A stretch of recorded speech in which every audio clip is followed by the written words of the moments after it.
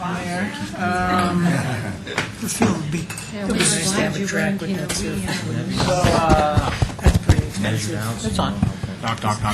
For tonight's work session, we've asked Paul Zilas, our town's water attorney, to come and give a presentation to the board on our water supply and use, which he does for us annually. I think it's always good to get a refresher for board members, new board members, and he also went along with us on the tour of the facilities, the Windy Gap facilities, which was great tour. I thought. Oh yeah, Very informative.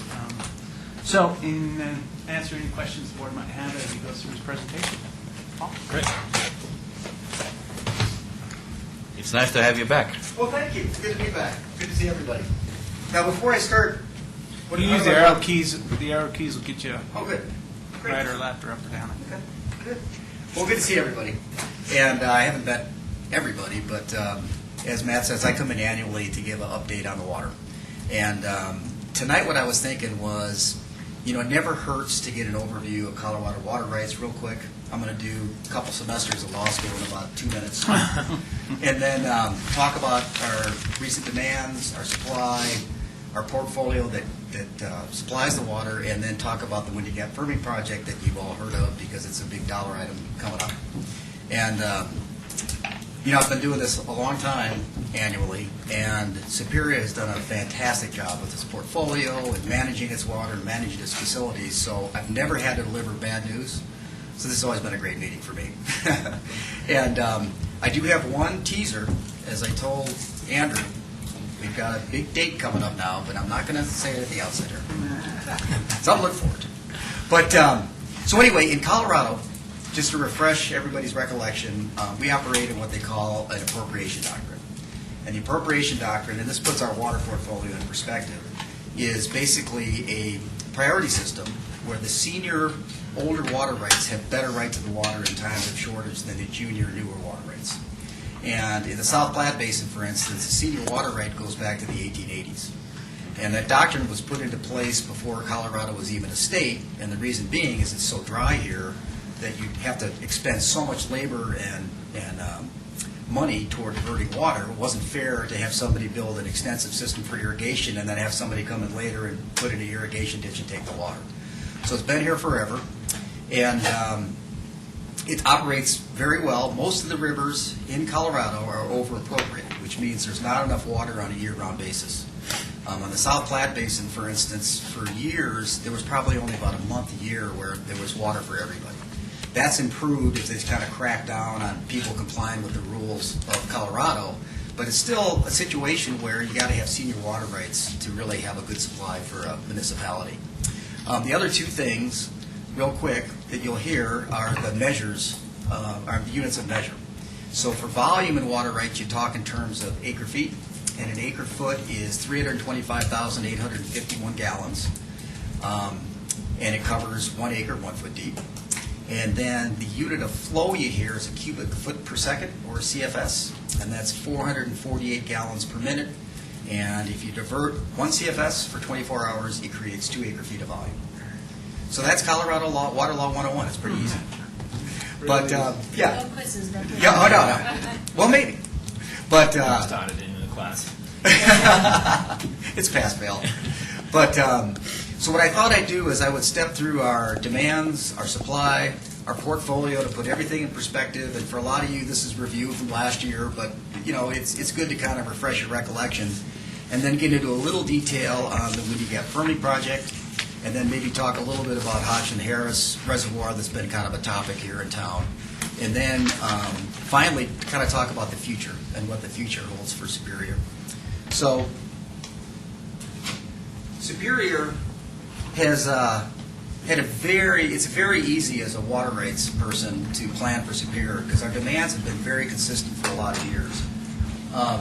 So what I did is I broke it down to potable demands and non-potable demands. As you can see in 2010, I just did 2010 because that's a complete year. 2011, just so you know, has very similar figures. But we treated 1,405 acre feet.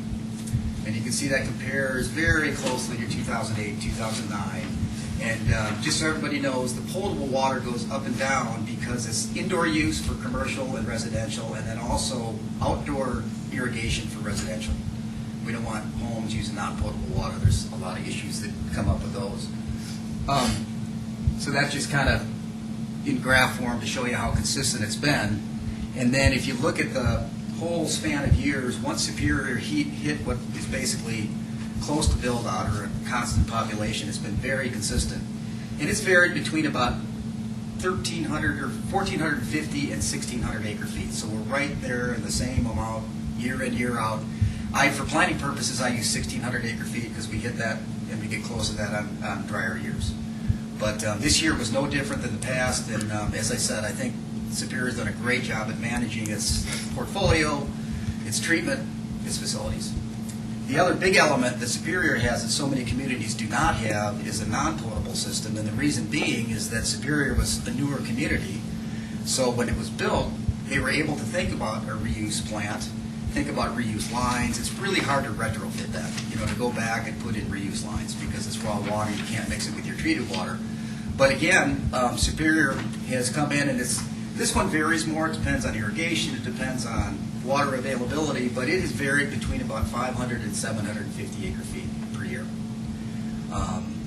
And I think, it's just going to be up or down depending on demands, depending on, dry months, peak days, whatever, but it's really in that ballpark. And we have enough water rights to sufficiently provide that reuse water and water for the future. So Superior put itself in a great position for the reuse. And environmentally, it's very sound because you're not diverting new water from a river, you're reusing the water that you've already diverted. So it's really a situation a lot of communities would love to have, and they just haven't quite been able to do it because the retrofit is so expensive. Again, if you look at the history, it's right there between about 450 and about 775 acre feet. In my mind, for planning, I just plan on about 750 acre feet a year. And again, it's water that's already been through the system or ditch rights. So we have both reuse water through the system after it goes to the effluent of the wastewater treatment plant, and then we have good ditch rights that also supply the water. And that can also be taken directly into our irrigation system. So the portfolio that supplies this water is made up of these water rights right here. And as you're all aware, Superior was probably one of the last communities to develop in Boulder County. And normally when a community develops in Colorado, what they do is they buy senior irrigation water rights, they change into the municipal use, and that's what their source of supply is. In Boulder County, we know the city of Boulder, Lafayette, and Louisville were way ahead of Superior, so there were very, very few ditch rights available to build a portfolio. And I'll come back to this in a second. So what Superior did was it went to the Northern Colorado Water Conservancy District, and it tapped into this vast system that Joe and Deborah were able to tour. And I recommend everybody take that tour if you get a chance. It really puts things in perspective. But it's called the Colorado Big Thompson System, and it was built in the 50s. And it had started the legislation, just so you let you know the time frame for water rights. It started in the 30s in a reaction to the Dust Bowl, is how the whole thing got started. But the Bureau of Reclamation built it, the Northern Colorado Water Conservancy District administers it, and is on a repayment contract. But essentially it takes water on the west slope, you've probably all been up to Lake Granby, it pumps it through another reservoir called Shadow Mountain, then through Grand Lake, and then through the Adams Tunnel to the east slope.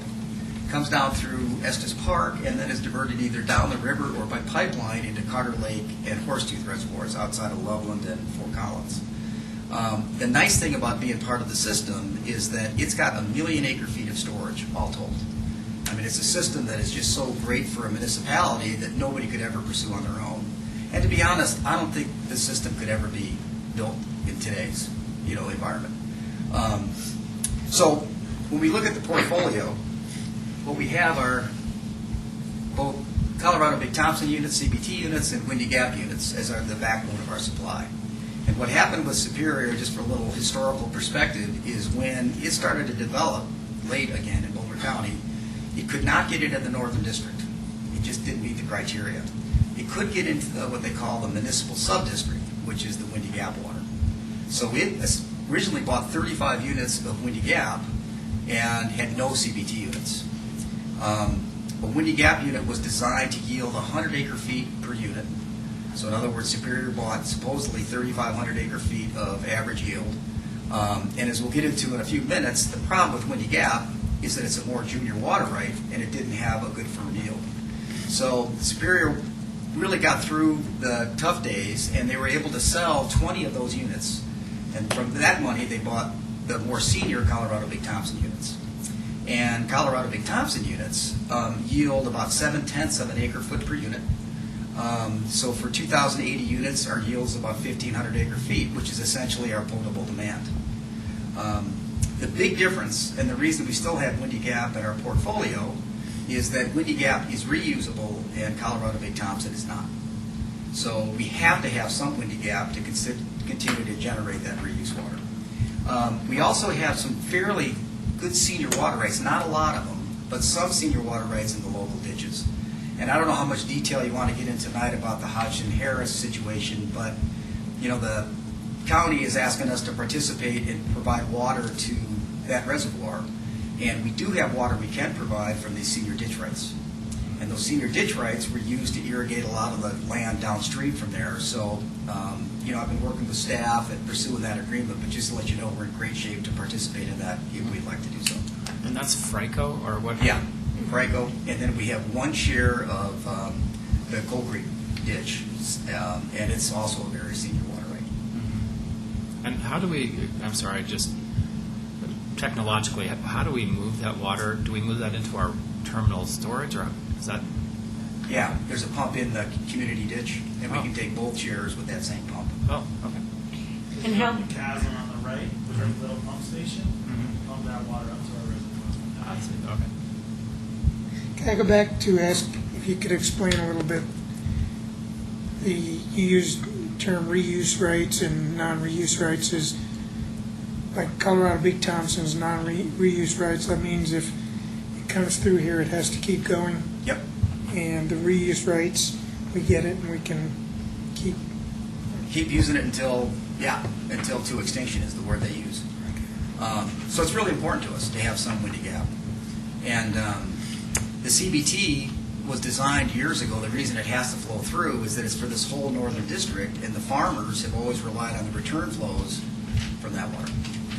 And a little fact that a lot of people aren't aware of, when you use water in your house, if you didn't irrigate lawns, 95% of that water returns to the stream. I mean, it's amazing how little water gets consumed for indoor use. So that's why we have that portfolio. It's worked extremely well for us.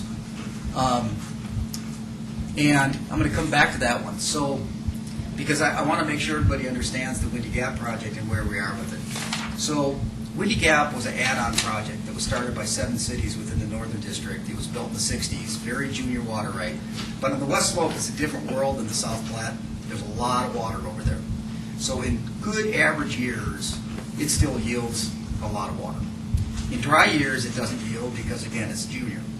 But the thing that's unique about Windy Gap that makes it tough is that in wet years, it also has zero yield because it has to be diverted through the CBT system, the Colorado Big Thompson system. And by virtue of the contract that was entered into between the Bureau and this sub-district that runs the Windy Gap, they would not injure CBT water. So when Granby spills, the first water to spill is Windy Gap water. So it was this water source that is a great project, and with average yields, it yields a lot of water, but it doesn't in every year. And if you go back and look at the legislative history and everything about the Windy Gap project, everybody has always known that we had to build a reservoir to firm that water right. And that's the Windy Gap firming project that we've talked about. Before I get there, I should tell you that Superior is in great shape because it's got that CBT water. And I'm not going to get into details because it gets so complex, but they have this integrated operations agreement where you can collateralize what would have been Windy Gap water and reuse that water. So in other words, you put water into the Windy Gap, CBT water in your Windy Gap account, you can reuse it and then it gets paid back, and that's why we're in really good shape. Now, the unique thing about this year, and again, I'm not going to get lost in too much detail, but the water year ends for Windy Gap on September 30th, so the end of this month, and for CBT at the end of October. Now, if you remember, our average potable use is 1,600 acre feet. We still have 2,000 acre feet in our account. And the reason being is that it was so wet that as long as the CBT project is kept whole, you basically get free water. So we've been taking water, we've had reuse water all summer that nobody predicted, and we've still got all that water in our account. And what we're going to do is manage that by carrying some water over to the next water year, and then also using some of that CBT to, again, collateralize Windy Gap for a few months. So we're in fantastic shape going into next year. Can you carry over all of the CBT? No. No. You can carry over 416 acre feet. That's the max. That's the max. It's 20%. And then you can also use it to collateralize the Windy Gap diversions for September and October this year. So we'll use a big chunk of that 2,000 acre feet. And at the end of the year, there's normally some farmers that are trying to fill their reservoirs, and we have a great relationship with the agricultural community, and we lease out water. But this year was very unique, and then it was so wet that we ended up with a ton of water, despite the fact that Windy Gap's built. And it gets very complicated in a hurry, but that's the essence of how the whole thing operates. So, as you guys are all aware, we've been working on this Windy Gap firming project, and it turns out for a decade. We've been at it since 2001. And as I explained, the whole idea is just to have a bucket, so that in a good year where Granby's not spilling, we could store 50 acre feet per unit. And it's it's a ratio of about 3 to 1, where you store water in good years, then you got it in dry years and really wet years. And they've done all of the computer modeling and everything else, and it will yield a firm now acre amount of about 85 acre feet per unit. So going into the future, once that project is built, we should have about 1,250 acre feet of firm reusable water. So we'll be in really good shape. As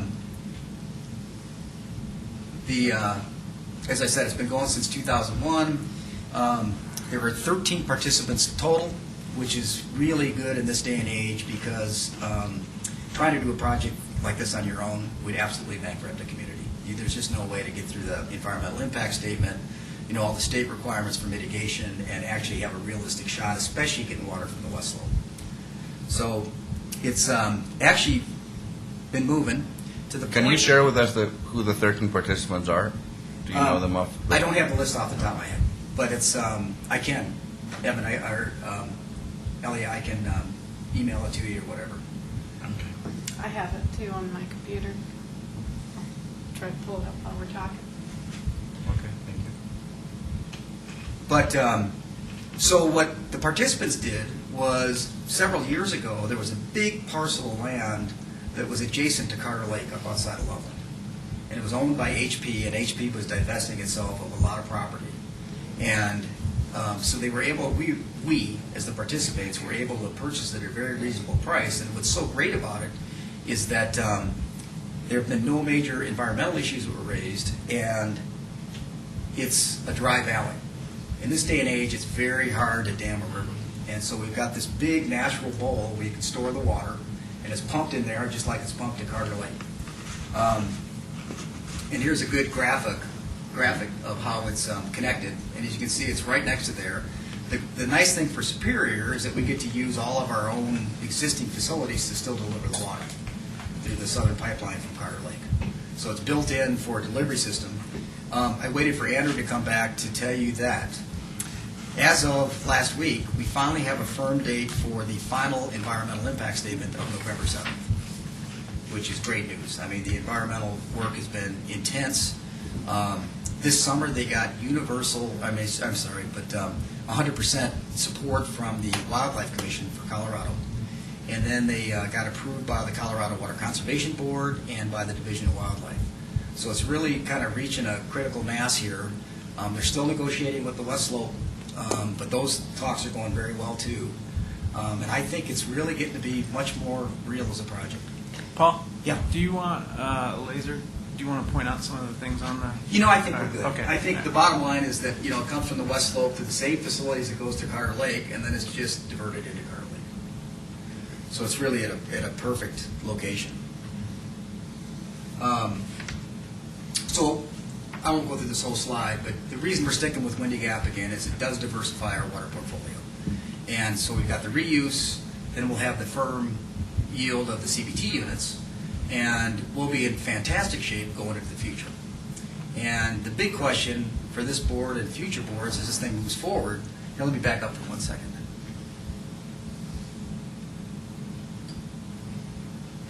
Is that we're going to have a lot of alternatives available for how we want to deal with our water portfolio. And the costs coming up, the big costs are going to start in 2014 when construction starts. I've been working with Paul Millis over the last several years. I think we're in great shape, but there's going to be probably more meetings to really decide what the best way is to pursue this. But as I said, I think the really good news for Superior is it's becoming much, much more real. And I think the next 6 months will really be telling. Once you get through the final environmental impact statement step, then you wait for what they call a record of decision. And once you've got that, you can start building. The participants elected not to spend any money on design until we get to that point, which is why the design will start in 2012, hopefully. So, looking into the future, if we go down this path, continue down this path, we're really in the driver's seat for what we want to do after the Fermi project is built. So we'll have the good senior Big Thompson units. We'll have this 1,283 acre-feet firm yield from the Windy Gap project. We'll have plenty of reuse water. And then the question becomes, what do we do with our CBT units? Because if that yields 1,283, and let's say that our average year potable demand is 1,600, we're very close to reaching that just with our Windy Gap water. Just by chance, and we've looked at a million scenarios over the years of future demands in Superior, but one of the big demands that everybody has talked about in recent years is the town center project. And I've looked at various configurations of that project, and the most recent one I looked at was going to use 1,076 acre-feet of potable water and 93 acre-feet of non-potable. Well, that just happens to work out perfect to use the rest of our CBT water. So Superior is in the enviable position of having this good water portfolio where if a developer does come in and this board thinks it's a good quality development, we have the water right now. The really good news is that, you sell tap fees, and what you get back on those tap fees, a portion of that is supposed to be a water dedication fee. So you essentially generate the money that we've already paid for those CBT units, and we get that money back. We'll have a lot better idea of where we stand, I think, when the Windy Gap Firming project is getting close to construction. But, you've got a lot of alternatives available, and I think we just want to be as smart as we can with what do we do with this great water portfolio, and where is that project at. Superior is a little unique in that I think once that's built, correct me if I'm wrong, but I'm pretty sure we're close to build out at that point. So I think, just by chance, if that configuration were built, we have exactly the amount of water we need. So it's really good. So Even that's on a dry year? Yeah. That is counting the dry years. That So counts dry years. The Windy Gap Firming project's good for dry years. And then the CBT water, if we hit a 2002, we'd be a little short with our current portfolio, but most communities, rather than spending millions of dollars to buying water for that 1 in 500 year drought or whatever, you put in conservation measures. And the lowest the Windy Gap project has ever yielded was 0.5 acre-feet per unit. So it was only down 0.2 even in 2002 from its 0.7 average.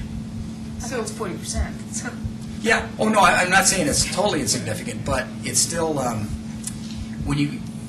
it's interesting because it's not quite that easy in that you also have carryover water from the previous years if you have good years. So normally you've got that 20% already in storage. So based on this, would you recommend that we sell any units if we needed to? No. I mean, based on this. Based on this? Right. If there was another scenario that came down, of course you look at it.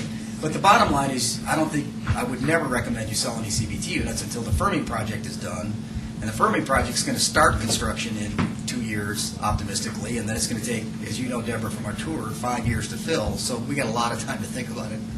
But in the meantime, as I said, this is one of my favorite meetings because I've never had to deliver bad news. So that's kind of the past, present, and future. I'd be glad to answer any questions. What's going to happen on the Fraser? Is anybody going to take senior water, or is anybody required to go to more water to go downstream? That's a really good question. As many of you are probably aware, Denver's pursuing its Moffett project at the same time Northern is pursuing the Windy Gap project. And the Moffett project is doing the same types of mitigation that Northern is doing. And as a community, I think we can feel really good about the mitigation we're doing for the Fermi project.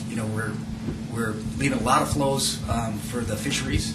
We're doing flushing flows, and we're actually putting money into improving their wastewater treatment plants over there so the water quality won't be hurt by taking more water. Denver's going down that same path. Denver's got another hurdle in that the only way they can use that water is by enlarging Gross Reservoir in Boulder County. And it gets very complex once you get into that. Just to give you the quick thumbnail, Boulder County, to my knowledge, was fairly supportive of the Gross Reservoir enlargement because then you can get fishery flows down South Boulder Creek that has been lacking. But as you can imagine, anytime you talk about a reservoir, there's a big opposition group forming. So there's still a big road for them. I'm not saying the Fermi project is totally smooth sailing, but we don't have those issues because we already own the land, and as I said, it's not an on-stream reservoir. That's a huge benefit to the Fermi project. So you don't think that even if say Denver's project worked out and they had no difficulties, would that affect any of our water? When they did the computer modeling, when I said it averages the Fermi yield would be 85 acre-feet per year, that factors in the Moffett project. Okay. And then in terms of downstream water, it's just obviously the Western Slope is always concerned about moving things across the Continental Divide. So what's the state of that? Well, we've been in constant negotiations with the West Slope, and the big players on the West Slope, and they do a great job for their constituents, are Grand County and the Colorado River Water Conservation District. And then they also have the Middle Park Water Conservation District. But again, through this mitigation plan, I think we've addressed a lot of their concerns. There'll never be total harmony between the West Slope and East Slope on water issues, but hopefully we've structured a deal that will satisfy their needs. Would you mind going back to the map of the district's facility and just kind of walk the board through how the water flows? Sure. In fact, this one will work well too, I think, Matt. So water's diverted into Lake Granby, and then it's also pumped into the Windy Gap project, excuse me. As you can see from the reservoirs, Lake Granby is a huge body of water. It's about 465,000 acre-feet. Windy Gap is only 600 acre-feet. It's not much bigger than our terminal storage here. But what it does is it's just a pumping forebay. It pumps the water out of the Colorado River and then takes it through the CPT system. So it's pumped into Lake Granby, and then it's pumped up that small reservoir just to the north of Lake Granby is called Shadow Mountain, and then pumped up through, I can do a better map, up through Grand Lake. There we go. So you can see Shadow Mountain just north of Granby, and then through Grand Lake. And back in the day when they negotiated all these agreements, they do not vary the level of Grand Lake by more than a foot. So it basically is a pass-through. And then the Adams Tunnel, if I remember our tour right, is 13 miles long, I believe. And a great little anecdote on the Adams Tunnel. So it was built in the 50s. There wasn't a lot of sophisticated computer models or anything, and they came in from both sides, and it was almost exactly right on. I think they missed by, a half inch or something. So it's an engineering feat. And then it's taken down through Lake Estes, and then there's pumping plants that can take it directly to Carter. They can also divert it, take it down the Big Thompson River and divert it later. And then once it's put in there, they've got a pipeline that goes, you guys have probably all seen it at the bottom of the Big Thompson Canyon. There's a huge pipe that goes over the river, and that goes north to Horsetooth. And the The northern district is vast. It goes all the way out basically to the Nebraska border. And then for years, the only way they could get water south was through an open canal to Boulder Reservoir. But in 1994, they completed the Southern Water Supply Project Pipeline, which is the pipeline that supplies all of the southern area, Superior, Erie, Broomfield, Louisville, Left-Hand Water District, that entire area down here. Where does that run? So we get our water. We bypass Boulder Reservoir, right? Yeah. So where's that pipe? Just It's basically along 287. Okay. And then there's a separate turnoff that does just Superior and Louisville, because you've got to pump then to get it to them, to the two communities. And if anybody wants any more information, feel free to call me. I've got maps and I've got agreements. But as I said, I think the past boards for Superior did a fantastic job, because honestly, there were not enough senior water rights left in South Boulder Creek or Boulder Creek. And to buy into this system and have this kind of array of facilities available for a community our size is really good. It's really served us well. Can I ask a quick question? Sure. Without selling any units, can you still sell excess water? Is there a market for excess water from year to year? Yeah, and we have been very good in the past of leasing water to farmers, but that's about the only market. Okay. And farmers, you basically break even on your assessments. You know, farming is not a real profitable business, so it doesn't generate a lot of money, but it generates a lot of goodwill, and it also allows us to break even on the overhead for the CBT water. And then when we were on our tour, they talked about just the amount of snow we got in the mountains in the system last season, which they hadn't seen for. You know, I think it's one of the highest years they've seen since they started the snow tells, which are the metering. And this is the first year in a long time where I think there's going to be snow that'll last through the entire summer. It's really something. So, and for planning though, I mean, that's good and bad. Chances are Windy Gap's going to spill again next year, even with a below average year. So we got to plan ahead, make sure we have carryover, and that we do this collateral program and everything. But we're in good shape. And So what does a community do who doesn't have this ample supply, a drought hits, and they're short of water? What do they do to get enough water? Well, you know, 2002 was a great litmus test for a lot of surrounding communities. And, you know, Lafayette's a great example. Yeah. They've done they've got a great staff and everything, but the bottom line is they built their portfolio again on these water rates on South Boulder Creek. And South Boulder Creek had almost zero yield, so they had to cut their demands by 74% in the summer of 2002. And I remember that. I remember not being able to water the lawn. It was drastic. On certain days, it was very drastic. Well, they almost cut out lawn watering completely. I mean, it was really something. It was, yeah. Yeah. So it's, and it gets very competitive. You know, I mean, I talked about the overview of Colorado water rights. When there's a drought like that, I'm telling you, the senior water rights are watching those head gates, and every drop they want to make sure is going in priority. So it's a tough situation. And there is not a market in that. If I have ample supply and somebody's in drought, there's not a market to sell your rights to them. Actually, you can do that with CBT water and Windy Gap. So yes, you can. The problem is, in those really dry years, most people don't have much water to sell. And to give you an idea of what happens in a year like 2002 is, as I said a minute ago, CBT water usually leases for the assessments, which is about $30 an acre foot.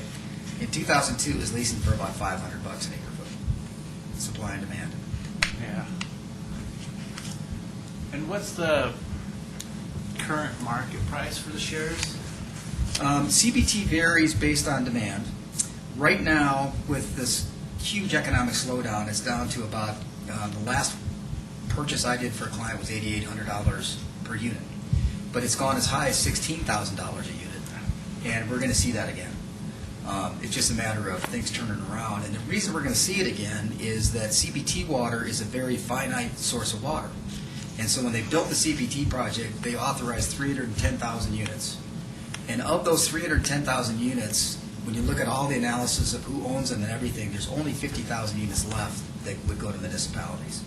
So when we have another turnaround economically, those units are going to be in high demand. Any units an acre foot? 7/10 7 is the average, And yeah. a share is how much? When you say a ditch share? Well, every ditch is different, Okay. yeah. It's like shares in a company, everything. There's not a uniform measure. Oh, okay. Now, how much were the Windy Gap units? Aren't they only 25? We had 15 Windy Gap units. No, I mean, how much were they Oh. going for, or are they going for? They, the last time Superior sold units, they were sold for $600,000 per unit. And again, that's how Superior generated some of the money to buy the CBT water. So it has done a really good job of juggling, since it was forced to start with just Windy Gap units. And a little more history, back when it only had Windy Gap units, there were many years where it had to go lease CBT water to make it through. So it's come a long way. I just had one more question for you. Do they have, what are they thinking this next snow season is going to look like up there? Do they have an idea? No, I think they have trouble forecasting tomorrow. If I knew, Matt, I'd already scheduled some vacation You'd time. be retired. Yeah. Right? Yeah. Well, I have just maybe a quick question. Is the terminal reservoir, do we think that we would ever need to enlarge that for any particular reason? I mean, it seems like we always have water in there, but Right now, I think, and that's probably more a question for Kirk, but right now, when I look at how we manage our portfolio, I think we're in pretty good shape.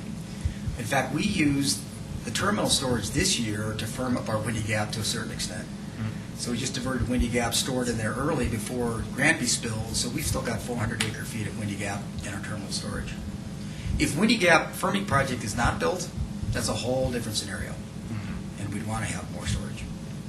but if we had pipeline disruption, we'd have oodles of water up there for, I think about 3 months. okay, so a long time. Yeah, I set that period a little bit. Okay. And then in terms of reuse water storage, would it ever make sense to, we don't store any. Would it ever make sense to have a reuse water storage facility for winter water? It could. Again, it depends on future demands. If we got a big future demand for reuse, the best way to use your Windy Gap water would be to use it in the winter, where then you get 95% return flows. You store it, and then you have the summer. Just to give you an idea, so when you start watering lawns in July, you only get to reuse about 30% of your water because so much is consumed on lawns. But again, Andrew, I think that plays out depending on What happens? future demands and the Windy Gap firming project. Yeah. Okay, thanks. Other questions? So the reservoir that we have here in Rock Creek, that's the issue with Boulder County Oh. by the townhomes. Hodgkin Harris Reservoir? Thank you. What are your thoughts about that? How can we help them out if we can? Well, the latest draft agreement I looked at was they need water to store in there and they need water to flow through there for irrigation. And the latest thing I heard is what they would love is for Superior to allow them to divert 20 acre feet of irrigation water through the reservoir. And we've got ditch shares to do that. So if the deal makes sense, we've got the wet water to do it. Now, one of the big differences is that with the ditch shares, they were decreed as direct flow water, so you can't store those for more than 72 hours. That's the limit, because they weren't decreed for storage. So would we be bound to those 20 acre shares, acre feet It depends on the terms of... forever? It depends on the terms of the agreement. If needed, if they're needed. Yeah. I think the wording in the agreement is a little gray in that both parties are wording it in a manner that we're agreeing to do it as long as the water's available at the time. Right. If we had a drought year where we needed that raw water, then we would want to make sure that we'd have the opportunity to use it first. Exactly. And are we putting that in our agreement? It's in there, that kind of language. Grayness. It is, okay. Yeah. Okay. And like any agreement, it continues to evolve. we'll definitely protect the town. Okay. Thanks. Well, my pleasure. Good seeing everybody. I see you. And Thank you very much for that fabulous tour. well, I really loved it. the tour, yeah. Like I said, I recommend everybody trying to get on that tour. I do too. Yeah, it was really, really eye-opening, I think, for people to see how big this system is. And then, as I've said every year, if anybody has questions, just call me. Thank you. Great. Great, thank you. Thanks. Did you guys get to drive through the tunnels?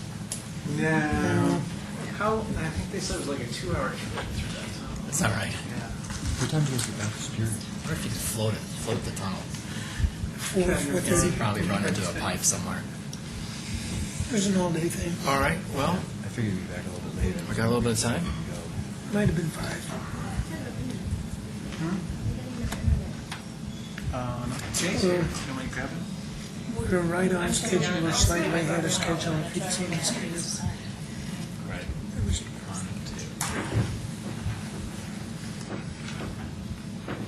Didn't hurt that it was an absolutely gorgeous day, too. Yeah. And highlighted by a thunderstorm at the Windy Gap.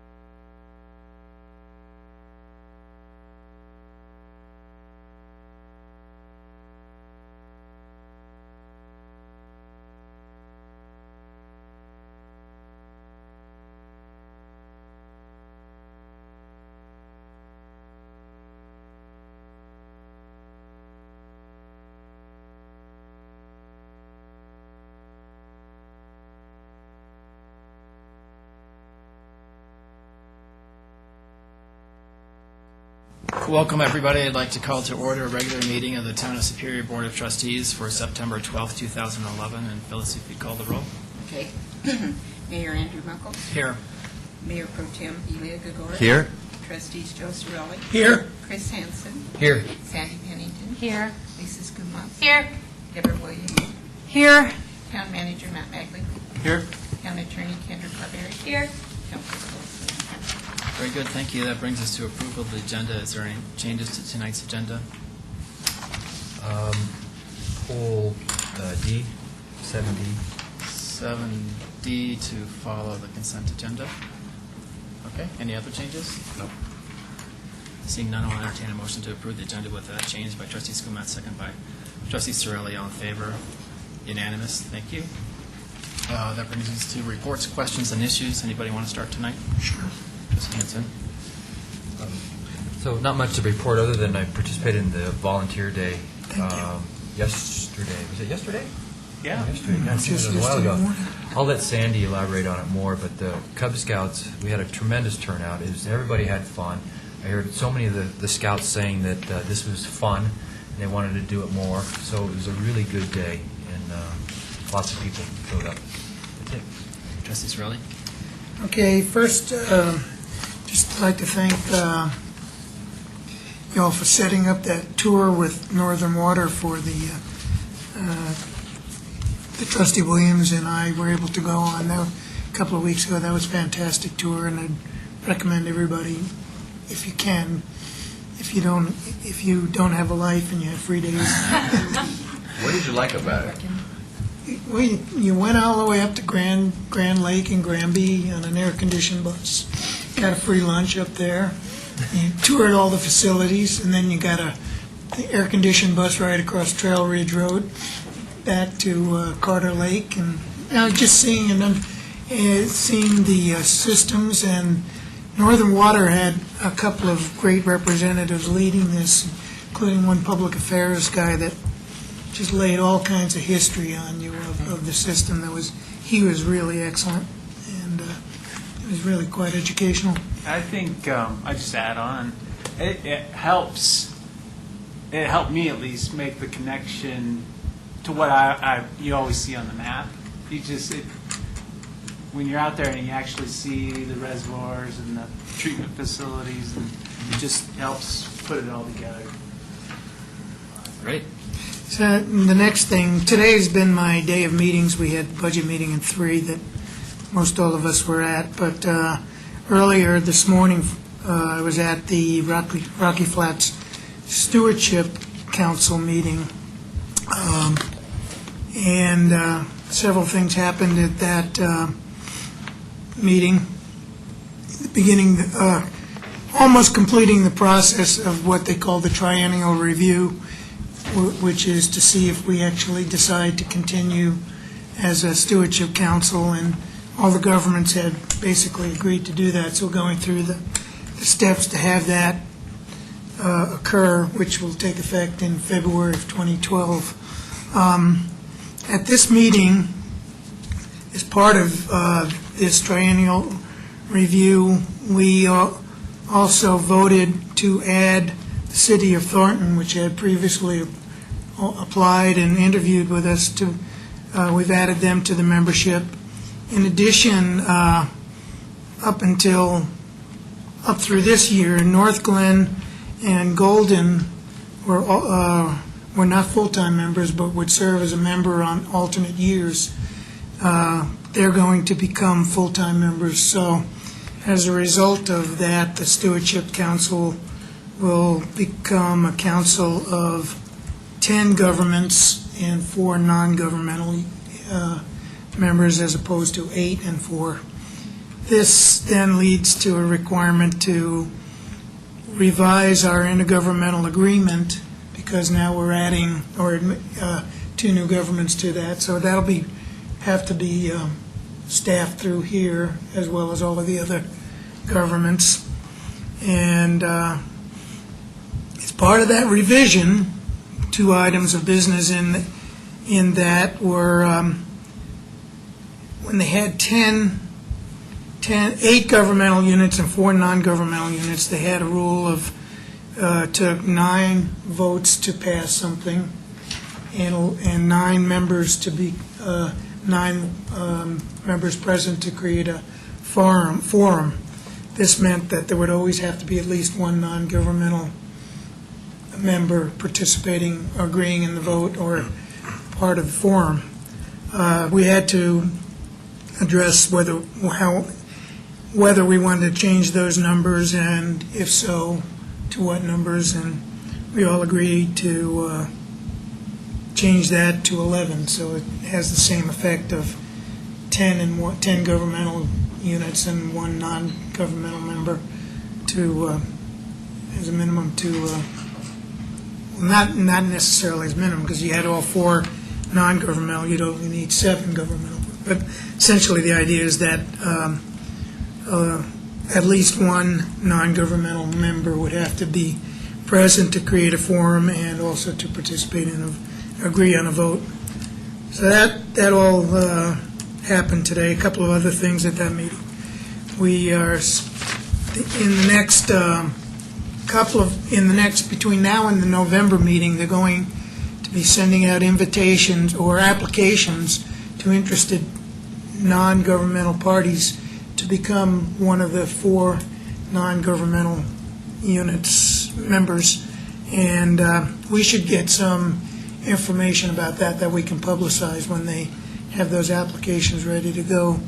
The intent is to do the interviews at the November meeting and select the 4 non-governmental members that would be part of the council for the next 2 years. Their membership is 2 years in duration.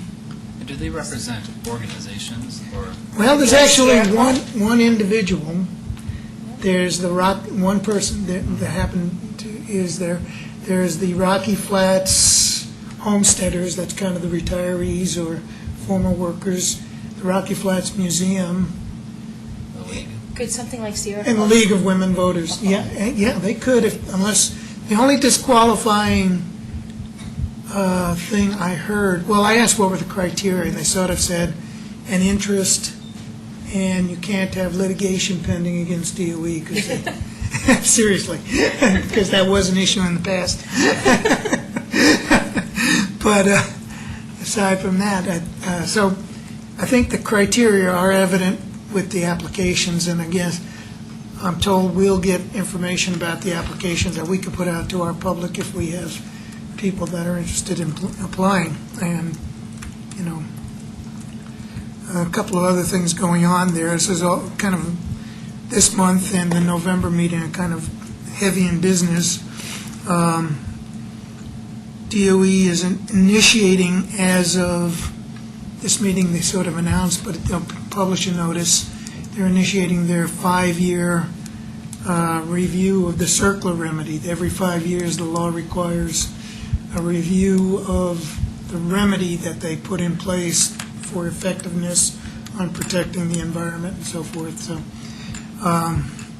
that they put together the report. They get public input, but it's not like an EIS process where they necessarily have notice and comment, but you can give input. And they'll give a report, prepare a report that EPA and CDPHE would ultimately have to approve on how effective the remedy is and what, if any, changes they're recommending to make it more effective.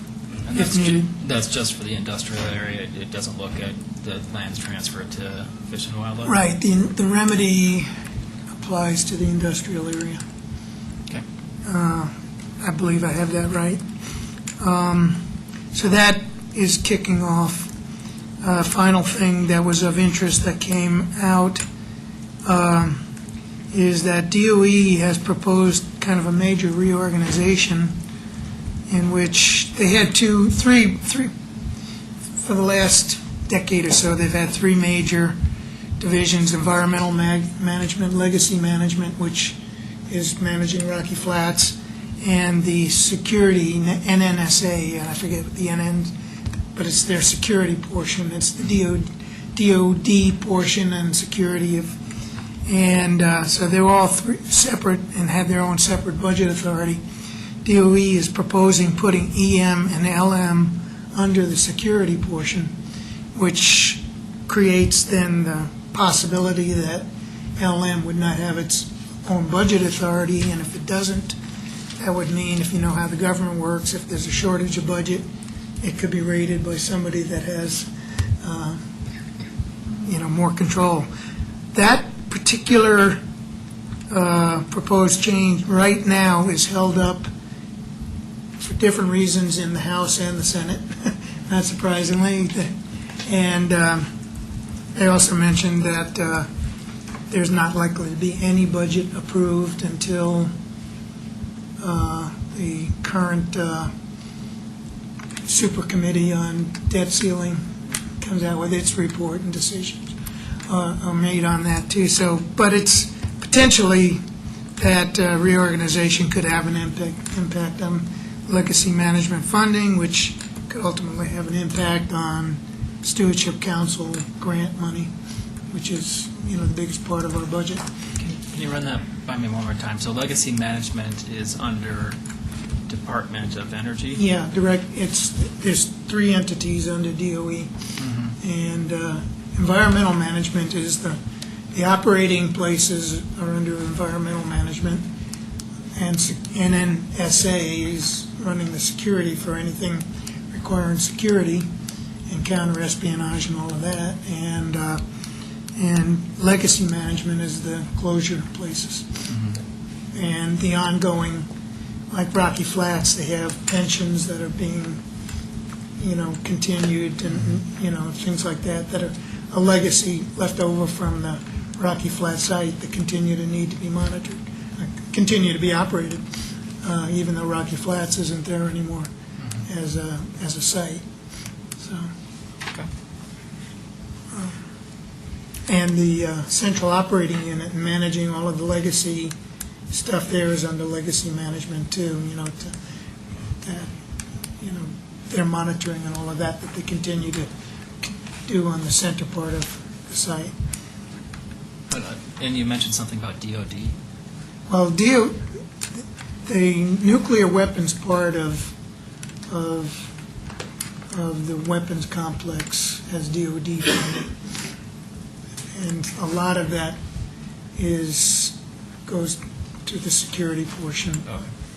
Even though civilian DOE controls it, the funding will come out of DOD budget. Okay. That's my understanding anyway. And is there any update about the workers there and health issues and insurance? Nothing on that today, no. Okay. So that was, again, November's meeting will be another one where we kind of move to complete the business, and between then and February, the February meeting, we as a town will have to pass a resolution and agree on the wording on the IGA. Okay. Trustee Skumats. Not too much this week. I and most of the board attended a finance committee meeting. Next week I'm attending an American Public Works Association conference that's being held in Denver, and I was not able to personally go to the Chili Fest this year, unfortunately, but I did send a bunch of friends from outside the city as well. And one thing that they mentioned was there was a bathroom problem, overflowing bathroom problem that I hope we can avoid in the future. They pointed it out very vividly to me. So, okay, and I'm going to have a coffee buzz this coming Saturday, 7:45 to 9:30 in the morning at Panera's. And the last 2 things, I hope that the town manager will talk about the Ask Superior thing when he talks about the weekly. And then also, I would like to put a bug in the ear of the rec department that next year when we close down the pool for the end of the year, that we have a dog day as the last day. That was fun. Dog hairs in the filters. Thanks. Let's see. I enjoyed Chili Fest. I didn't get to experience the bathroom issue, but the weather was beautiful. Staff did a great job. It's always a great event, and the staff should be congratulated for that. Finance committee meetings recently have been also very well done, and congratulations to staff. about that. We just, as a public announcement, we hopefully have just one more meeting to finalize that. Let's see, and then I was reflecting about 9/11 the other day and having the meetings that we had here the following week. It was pretty emotional back then, and it was a good day to remember. I'm glad that we're having a veterans, hopefully memorial in Assey Park. I think that we can thank our, the people that serve and protect us on the time and put themselves in harm's way. So that's all I had. Trustee Williams. Well, I was out of town as well for the Chili Fest, which is my first, not being able to go, but I did send my kids, and they had a great time. So I wasn't able to make the 9/11 tribute as well. I did in San Francisco, though, but it doesn't really count here. And I was one of the trustees that went to the Northern District Water Tour, and that was an amazing tour to see exactly where our water comes from and where we're going to be in partnership with 12 other municipalities building a reservoir to hold some of the Windy Gap firming shares that we would like to take advantage of in the future. And then I also attended a Labor Day parade. This was for the library on the Same Page project, where we are having a one-book program with the city of Lafayette and the city of Louisville. And so we passed out probably 2,000 bookmarks throughout the entire parade, which was a lot of fun. Even made my husband go. I also attended some school accountability committee meetings. It's a training for the beginning of the school year. And I am going to be on the Monarch High School School Accountability Committee and the El Dorado K through 8. And I'm hoping somebody else can be on the Superior Elementary SAC Committee, is what they call it, SAC. I've been on it in the future, hoping somebody from the town here can at least go to their first meeting. And I'm looking at you, Chris. I really am. I thought you said me. And I was looking at you too. Anyone who's interested in doing that, it would be great. Just as a community rep who can, represent our town and see what they need from our town. When do they meet? I think Superior meets the second Tuesday.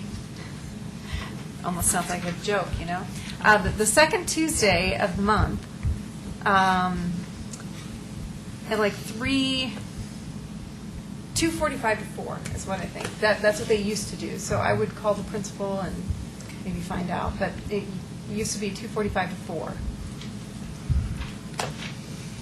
So anyway, I will unfortunately be out of town for a Denver Regional Council of Governments meeting. And I am looking over at Sandy as my alternate and hoping that... What day?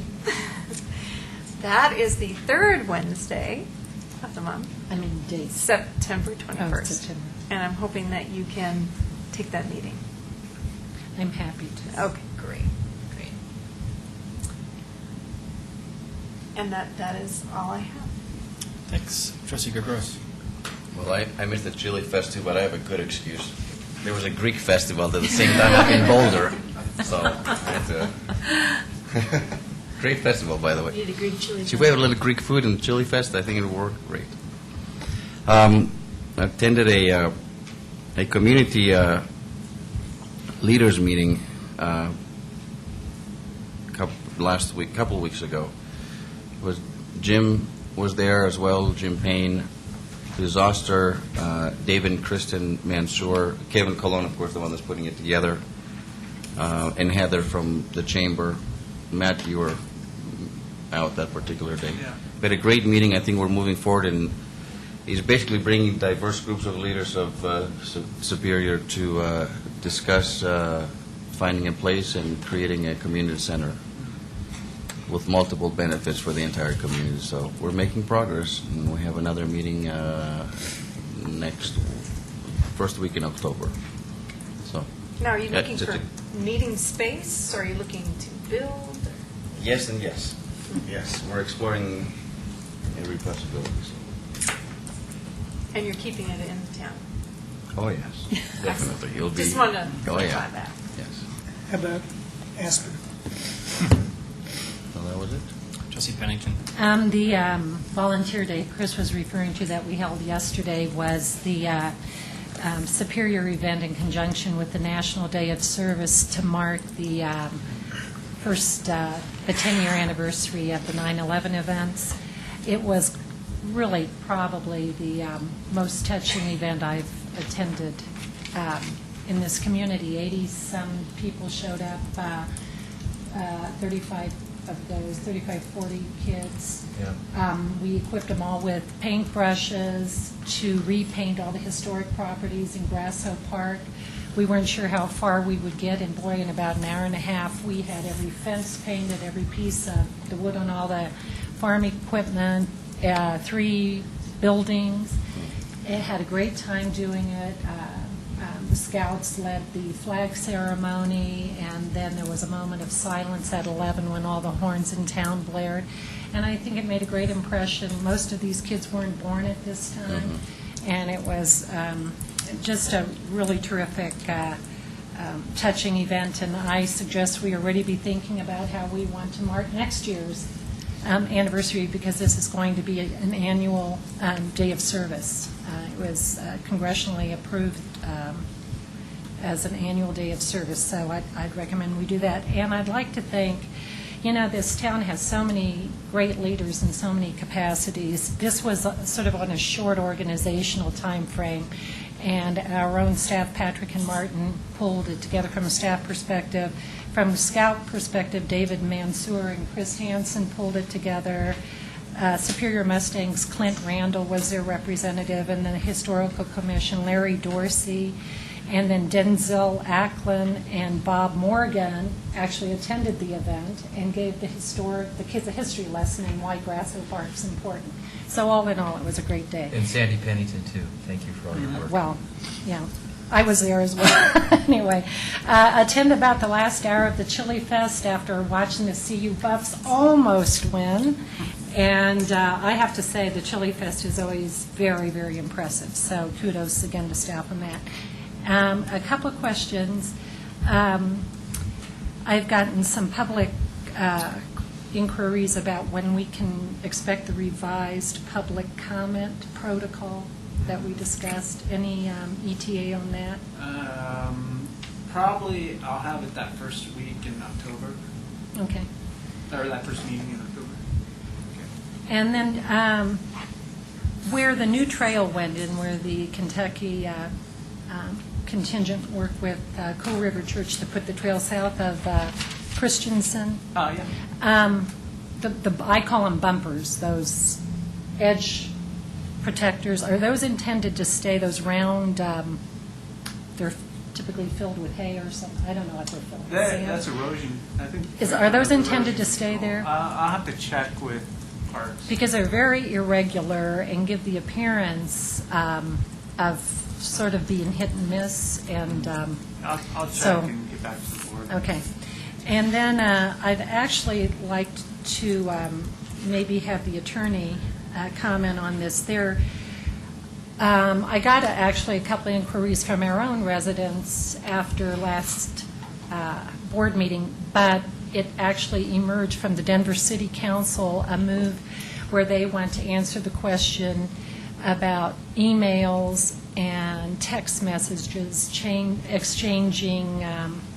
being exchanged during board meetings, and the legality of that, the wisdom of that. And I don't know, you may not be prepared to comment now, but if we could get that on maybe an agenda or something, so you could comment on Sure. what we need to be aware of. Sure. I have looked at that in the past for other communities. There are large problems when you're hearing a quasi-judicial case and you're getting texts or emails or sending texts or emails. that's a particular problem. That's what I've looked into. So I can address that. The other problem, as you know, is if someone's texting you in the meeting, that's not part of the record. Right. So I think from my perspective, it's important for people who want to make a statement to any of you to put that on the public record if that's what they're intending to do.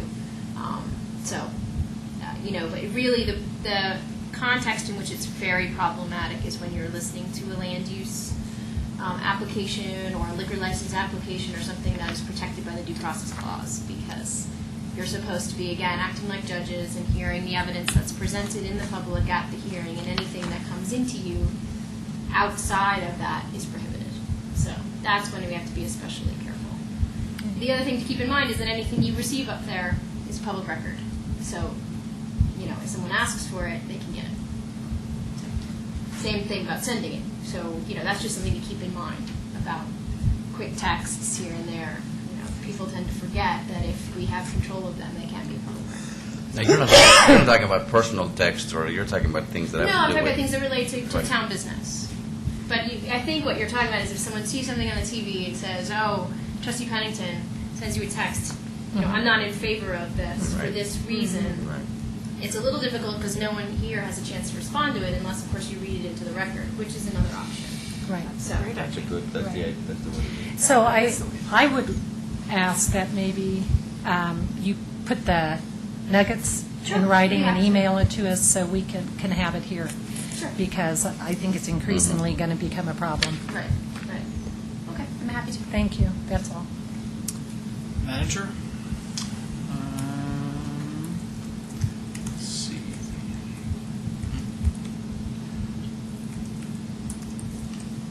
Some follow-up items for the board. Just pull it up here.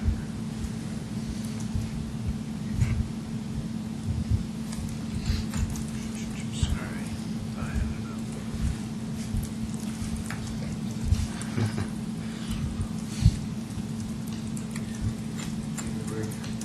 Oh, just, I'm almost there. Let's see.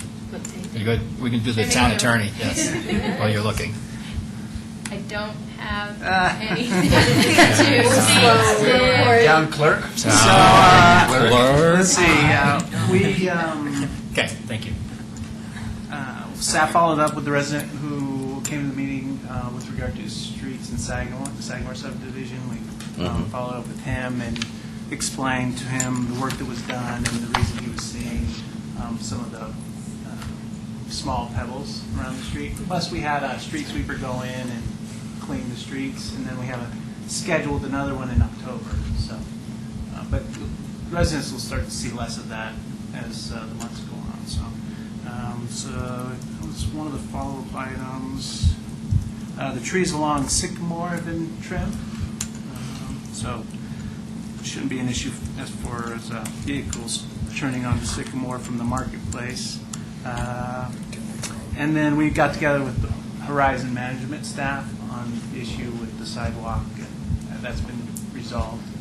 And we'll continue to monitor that and stay on top of that as well. I think that was follow-ups from that item. And then the digest items. We've got RTD public meeting tomorrow here at Town Hall in the boardroom at 7 p.m. And this is going to be related to the proposed service reductions or cuts that RTD is proposing for Superior. So anyone in the community, I'd urge to come down and talk to the RTD. We're going to have one of the RTD board directors here that represents Superior and their staff. And if you have concerns, it'd be good for people to come down and relay those to them as far as. And they are, RTD's talking about eliminating our call-and-ride service and changing the route of our local bus route. So. Is that at 7 p.m.? 7 p.m. I will be here Here, for that. Town Hall.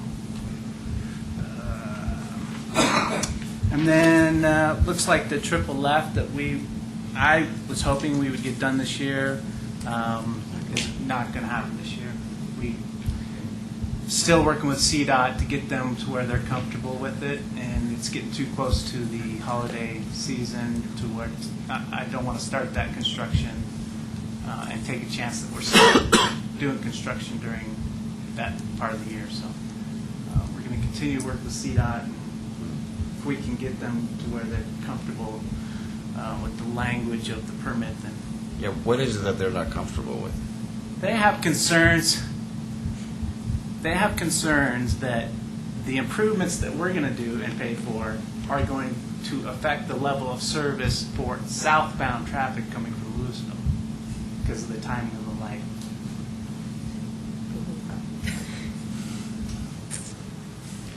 It won't be any different for them, the timing. They think that because we're going to have to adjust the timing slightly on our side when we do, that it's going to decrease the level of service for traffic, southbound traffic. So I know that they're using federal funds over there. Yeah, that was my response. at, Exactly. Dillon and McCaslin, and doing their basically their interchange improvement with dollars that we potentially were supposed to be sharing. So I'd like to say that I have a lot of empathy for CDOT's concern, but Right. I'm not quite there yet. We're working with them. We've made those points exactly. So, but I think we'll get there. It's just not going to be this year. So along those lines, do you know where the US 36 interchange, not really design group, but analysis group or whatever Right, that's called, yeah. do you know where they're at in the process? So the RFP for that analysis was released, bless you, and it's anticipated to be bids submitted this month, and then we'll get together once we receive those and go through them and to make a selection of the company we want to use. So the triple F might, in a way, might work well with that process potentially. So, Okay. Yep. Agreed. okay. I think I had any other follow-ups. So a question for you, my perennial friends at Excel. I think that we had a conversation prior to doing some solar panel purchases, which I think is still a great idea. Now that they're interested in wind power, what's the scoop there? We don't have the details yet from them. That first meeting I went to, they were just trying to get an idea who might be interested, and they bounced a couple of ideas off of people that participated in the meeting. And it wasn't just municipalities, it was businesses as well. They could buy into this. So we need, the group, I think, told them we need to see the details of what they exactly would propose before we could, give them any idea if we or anybody else would be interested in partnering in this wind farm. And they're in a hurry because they want to get the federal tax credits for it, which end in 2011. So it's kind of a rush. But that was the wind farm they were going to partner with the city of Boulder on, and that fell through. So. Justice Gomez? I'd ask you to give a little update about Ask Superior. Oh, that's right. Sorry. So we implemented Ask Superior, which is the Gov request application, at the beginning of this month, and residents can download the application, whether you have an iPod or a Droid cell phone, right to your phone, and if you see an issue out in the community, they can pull that up and submit their name if they want. They don't have to submit their name, but they can submit the issue and a picture along with it if they want. And it comes to staff, and we get that, go out and take a look, and then we'll respond within 3 days and let them know what the status is, and they can check it to see if there's what the update of the issue is if they want. So. And where do they pull that app from? Well, just from their Droid phone, or they can go to the What do they look for? I'm just trying to give. government request, residents Gov know. request, Ask Superior. As superior. Just One So- word, 2 words, It's 2 words. Thank you. I was looking on our website, and it seems like it would be a good place if you could somehow link to that. I Yeah. don't know. Yeah, no. on our website. It's Is on it the there? homepage. Yeah, Huh, okay. it's new. I'll have to look. It's Okay. new. Yeah, we just put it on there. So. Okay. Yeah. Because I saw Go, but I think that would have got me to the centennial, for the paper. the Yeah, back we of the put it newsletter. right under the. We have the where you can sign up for the CAC list. We put a Okay. Facebook link up It's there. on your Facebook, okay. And then there's a mass. All right, I'll have to look. Thanks. And my compliments that in the Boulder Daily Camera article today, they tested you Right. to see yeah. how quickly you responded. Yeah, they sent us a and- couple tests. And you guys you do? were right on did. it. We did well. It was great. Great. So, I'm looking for it on my Same Android. here. And I'm not finding it.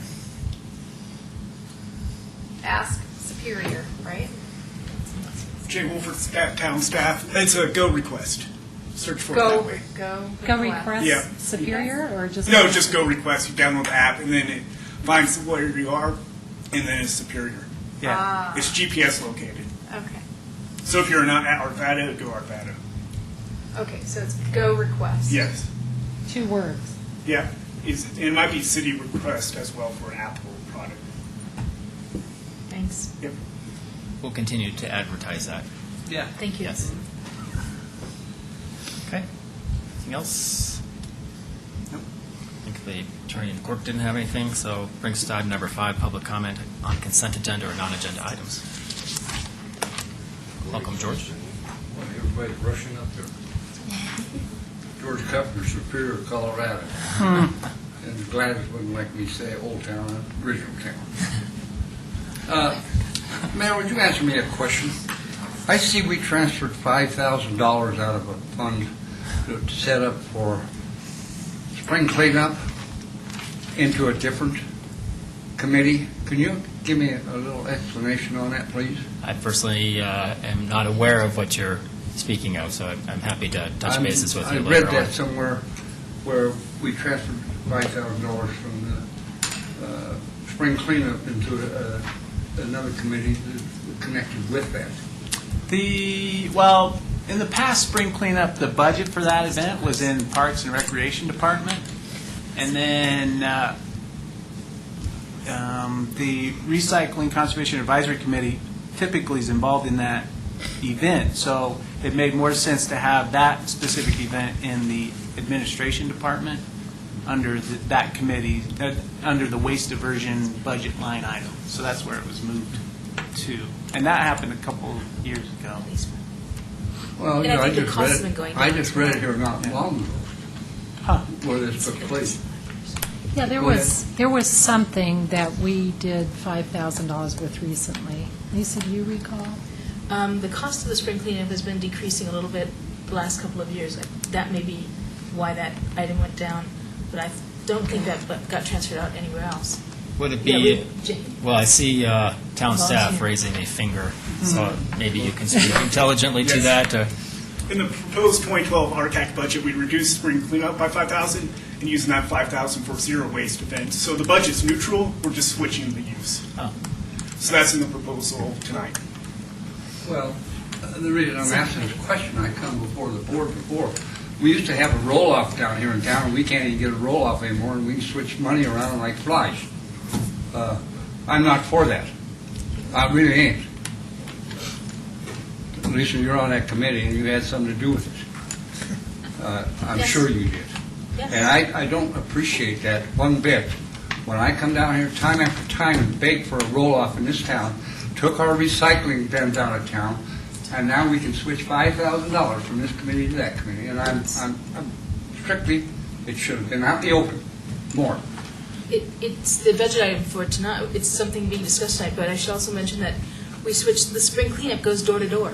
You know, Yeah. you need a That roll-off, it don't goes make door no to door. difference. I didn't want that to begin with anyway. You know that as well as I do. No, I didn't know that. I can handle my own business. I don't need the town board to do it, and that's one of them right there. If I don't want to haul my trash to them, I don't want to do it. You don't Recycle, have I to don't haul want to do it. it. That's the If whole I don't, point. quit forcing me to do it, All right, no. okay?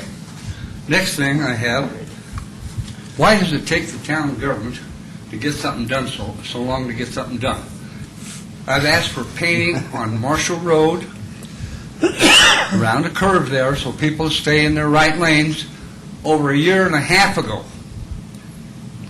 Nothing's been done, and he just said tonight, we're not doing nothing with the intersection over there yet. Why can't we get something done? Please? The same way with up at 4th Avenue up there and Sycamore. Them lines need painted. So trucks can stay in and cars stay in their own lanes. You get a 60-foot trailer, go down there and hook one of them cars, and you're going to find out who's going to get sued. It ain't going to be me. It's going to be you people for not having the lines on there. It's just like a line going down the center road. You got to have it. Period. Why can't we get it done? Please. Okay. And I don't mean give me an excuse. Winter's coming and it's too cold, like they have before. Sometimes And the I'm not excuse talking is about that you it's directly. I'm talking about previous town meeting. sometimes the excuse is that it's a state highway. But The other thing is the alleys. I asked for 4 alleys to be resurfaced a long time ago, and the mayor pro tem said, ask the people if that's what they wanted. Well, I asked the people, and they did want asphalt in the back of the alleys. Say, how come we can't have it? And there's only 4 of them. The milling could have been put on instead of hauled off someplace else. This is not coordination as far as I'm concerned. Really, it ain't. We take the millings here and haul them someplace else. We could have put them on the alleys.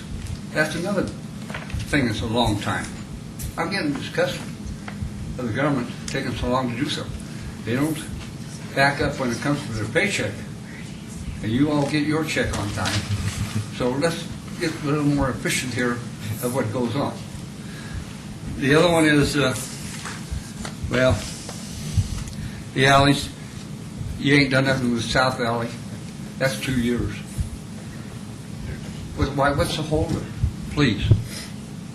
Why can't we get that alley, that drain fixed down there like it's supposed to? You went down there and cut a guy's driveway in for him.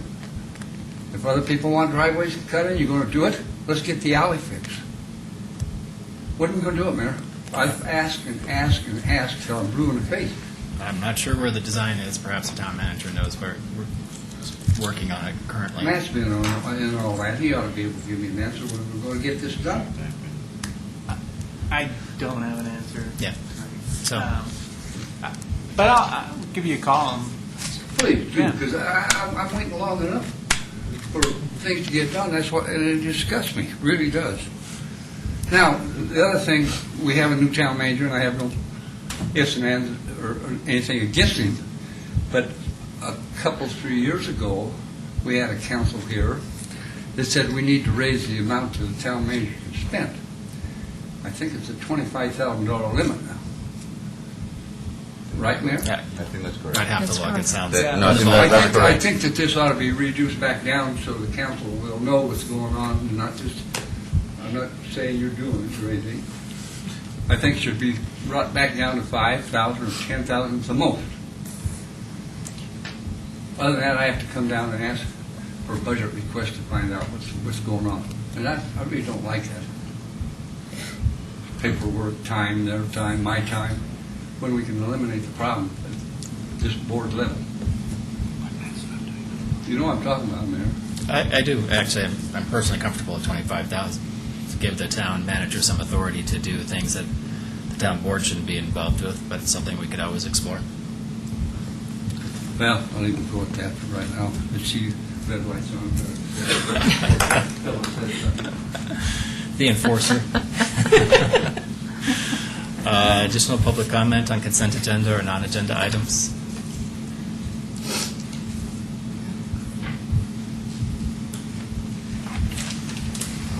Good evening. Jerry Malia, 2255 Andrew Drive, Rock Creek.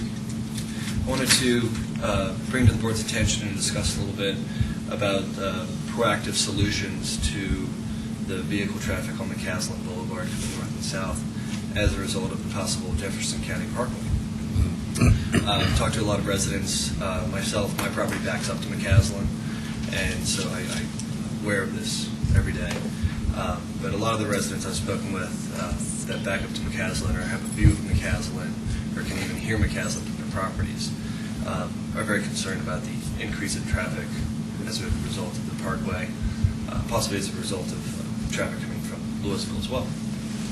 And we came up with some ideas and wanted to throw them out there to the board. I'm going to present them also to the Planning Commission and see what discussions can happen and what of this could come to basically impede and lower the amount of traffic or the speed of the traffic on McCaslin, because it impacts the value of the homes that back up to McCaslin and all of Rock Creek in general.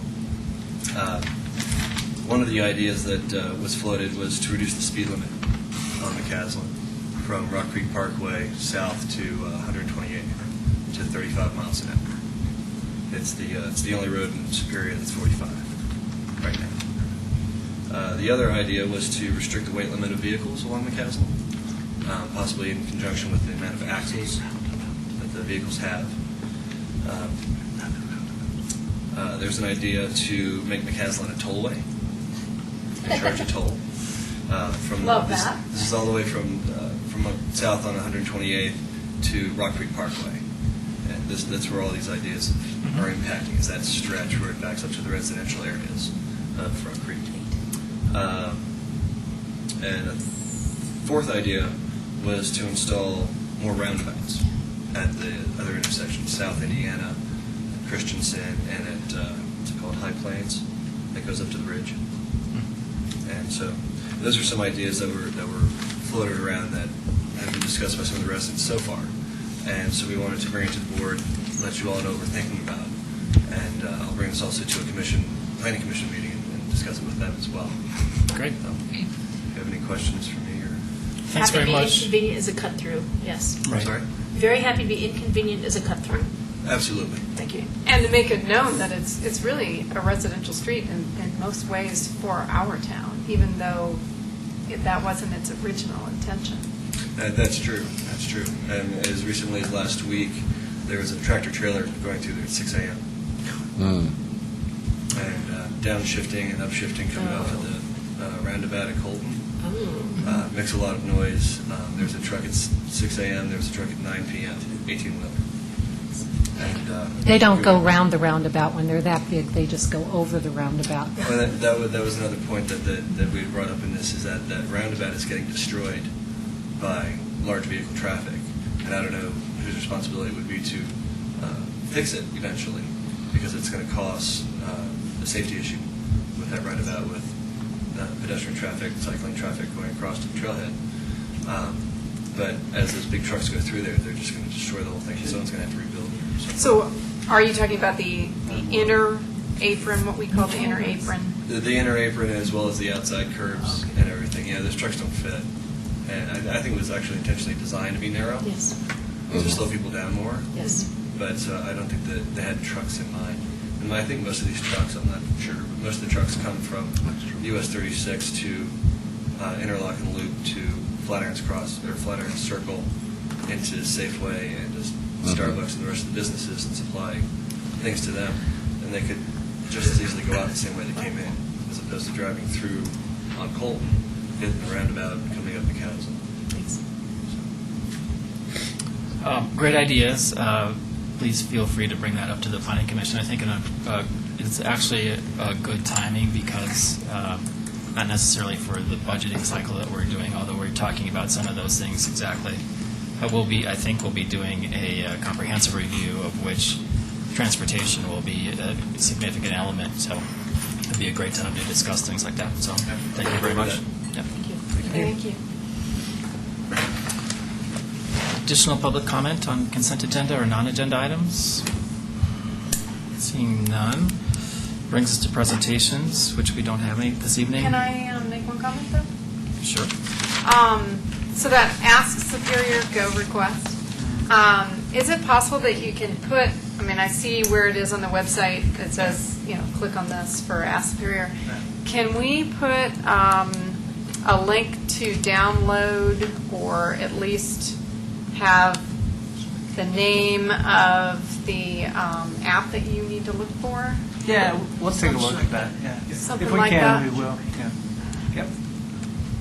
I couldn't make it come up on my phone. I couldn't either. I couldn't find I it. tested it, it works, so. What's the name of it? I don't know, We'll look into that. So let's see, that brings We the need to consent make it- agenda, and remaining on the consent agenda is approval of the minutes of the August 22nd, 2011 Board of Trustees meeting, acceptance of the minutes of the Historical Commission and Parks, Recreation, Open Space, and Trails Advisory Committee meetings, approval of a liquor license renewal for the Target Corporation, and adoption of a resolution supporting the Denver Regional Council of Governments application for the U.S. Department of Housing and Urban Development Sustainable Communities Regional Planning Grant Program. With that, I'll entertain a motion by Trustee Skumax, second by Trustee Gregorz to adopt the consent agenda. Let's see, have to check, are we spending any money? I don't think so. So all in favor? Unanimous? That brings us to what was D, adoption of a resolution appointing members to the Open Space Advisory Committee meeting. Trustee Hanson. Matt, what's the process that we are supposed to use if we want to have an item as its own separate agenda item and not part of the consent agenda? Because I had requested that, and I had 2 or 3 other trustees agree with it. The process is the manager and the mayor can put something on the agenda, and then 2 or more board members. So I had conflicting.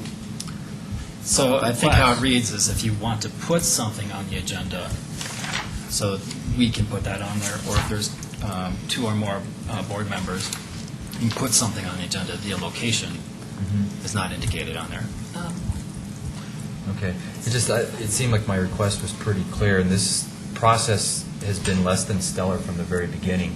And it seemed appropriate that we had at least some discussion, if there's going to be discussion had, in an open forum, and then also have the vote done out of respect for all the OSAC candidates, especially the first 2 or 3 that had to live through this process for a much more extended time than appropriate. So I guess we move on to the agenda item. You know, if there's discussion on the candidates or the process or anything else, I'd like to hear that now, and then we can take a public vote on the Sounds OSAC good. candidates. So we'll have 2 individual votes because we have 2 individual people to appoint. And so if people want to talk about the candidates, this would be the appropriate time.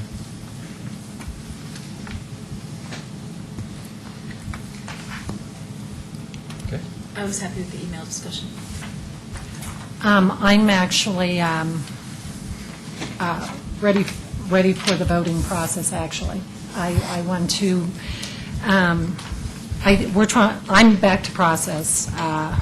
I think we've spent the past year and a half pretty diligently trying to set up processes that can stand the test of time, which is why we actually tabled the selection of the member and asked that it be, the vacancy be put out to the community, which is the first step of the process, that it go through that whole e-blast process, Superior Sentinel process. As a result of that, we got 3 more applicants. We interviewed those applicants, and my understanding of the process, as put forth by Section 22120 of the Code, is that the Board of Trustees, that it's a full board function to appoint members of boards and commissions. And I just want to make sure that that is, in fact, how we're interpreting and how we're doing things. It seems to me that what we're actually doing is different from that. So I felt it important in a meeting to confirm that, in fact, it's a full board function. If there's 1 vacancy, we each get 1 vote. If there's 2 vacancies, we each get 2 votes, et cetera, et cetera. Those votes are counted, tabulated, and the person appointed. That's as succinctly as I can put my interpretation. So Kendra's here and other, So I think that's invite exactly discussion. what, I mean, you vote on it, it's in the consent agenda, everybody gets to vote, so. And my Trustees Gomez. understanding was that the recommendations that were put into the consent agenda item were based on votes from each of the board members, and so therefore we each did get a vote, and so That's I'm not- really confused that's not about accurate. Yeah, I don't think how that was accurate. perceived. Yeah, that's not Right. accurate, though. So, well, I was the one that tabulated them, so yes, it is completely accurate. And the reason why that might not add up is that the board asked to have the input of the OSAC commissioner, chairperson, so I put that into the tabulation. But the commission doesn't get to vote. It's just, I was just doing as the board The requested. vote occurs when you have the resolution Correct. before you tonight. That's the only vote that actually occurs. And you all can change that resolution, change the names in that resolution right now and vote on the resolution with different names in it. It's entirely I am, up to you. Kendra, I'm actually suggesting that having a resolution be put forth is an inappropriate procedure. This calls for the Board of Trustees to appoint. So the Board of Trustees has now heard 5 interviews. We are now gathered in full session on the cameras, et cetera. We each get 2 votes, and my attitude is those 2 votes should be cast in a public meeting.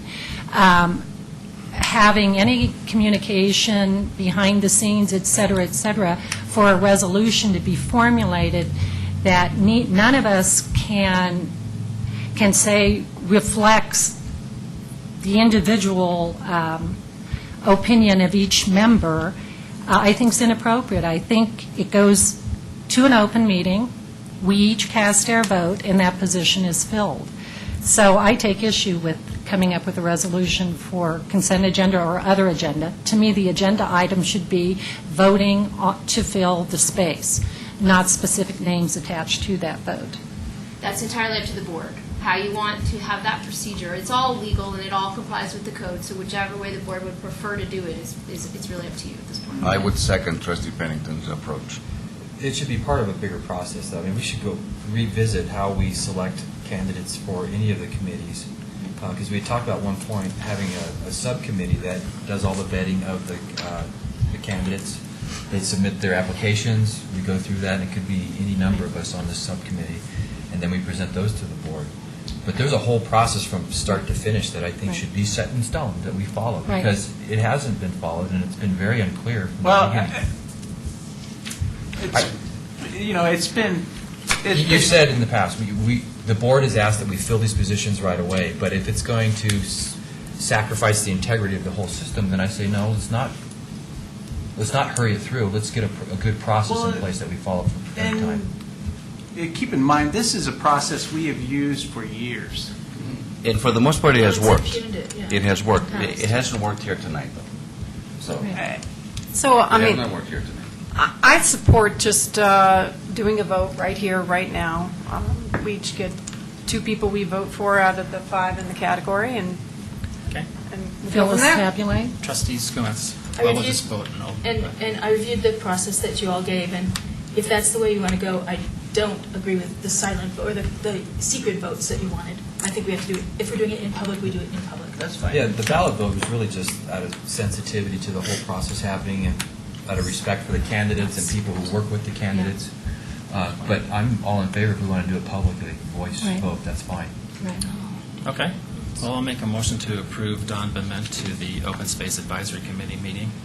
Open Space Advisory Committee, I think she's done yeoman's work, has never been an official position, but has attended meetings, has been very productive from my perspective, so I'm very much in favor of her not impugning anybody else that's on the list. Once again, I think it's what we said is all these candidates would do a great job.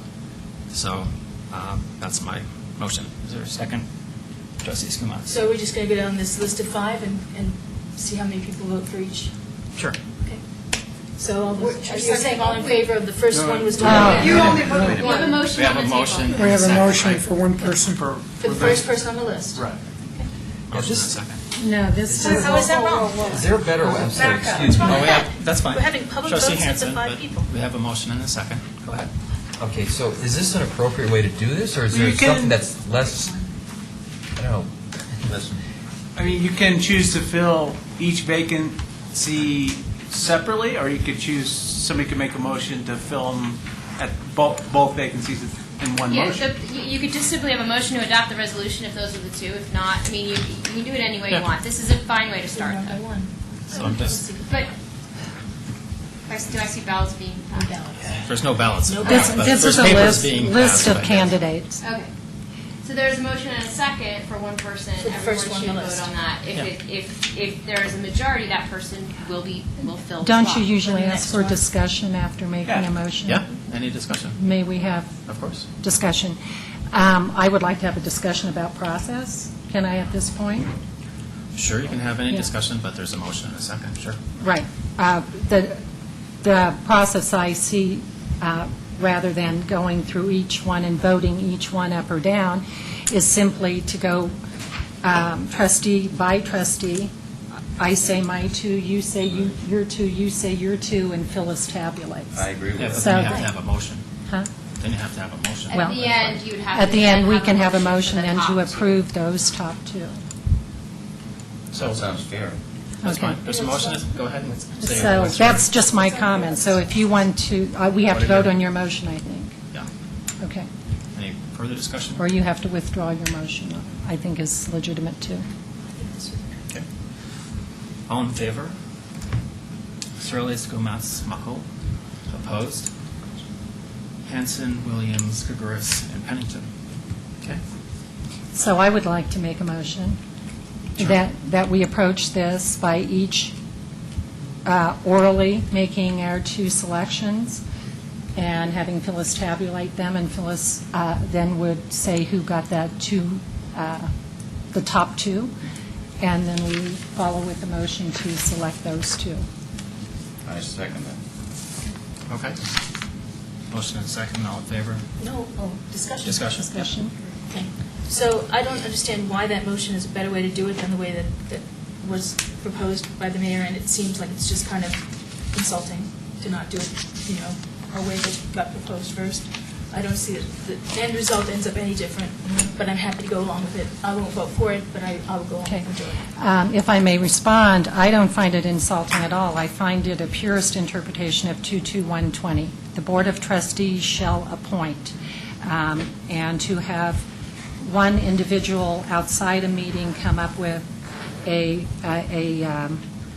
resolution for two candidates seems to me to be out of character and out of line with what the municipal code says. So I'm trying to once again return it to the municipal code and the process that appeared to be the intent of that code. The process I'm talking about is the take one name at a time and we all vote, as opposed to the one, you say two, you say two, you say two, two.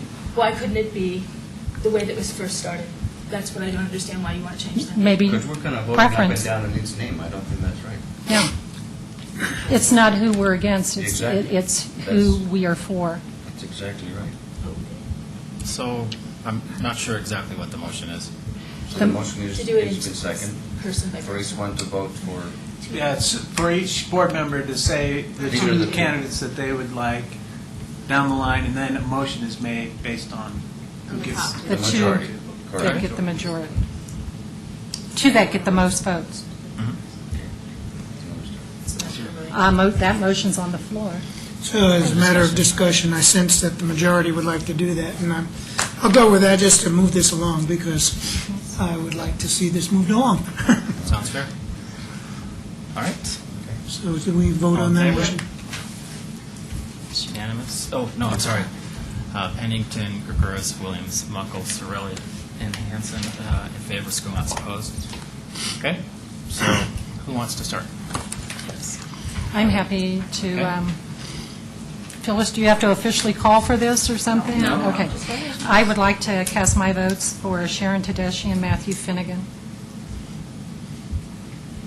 My votes are for Matthew Finnegan and Sharon Tedeschi as well. And I want to comment that I think every one of them are great candidates, and I would be very happy to serve as a liaison with any one of them. And the two that I'm going to pick, I'm choosing based on very good, excellent candidates, as well as new volunteers for our town. And that's Matthew Finnegan and Sharon Tedeschi. Okay. So obviously, I'm in favor of Donna Bement, but since she's not going to get appointed, I'll say that I'm in favor then of Sharon Tedeschi and Dick Marin. You concluded that on camp? Okay. So I think the best candidates there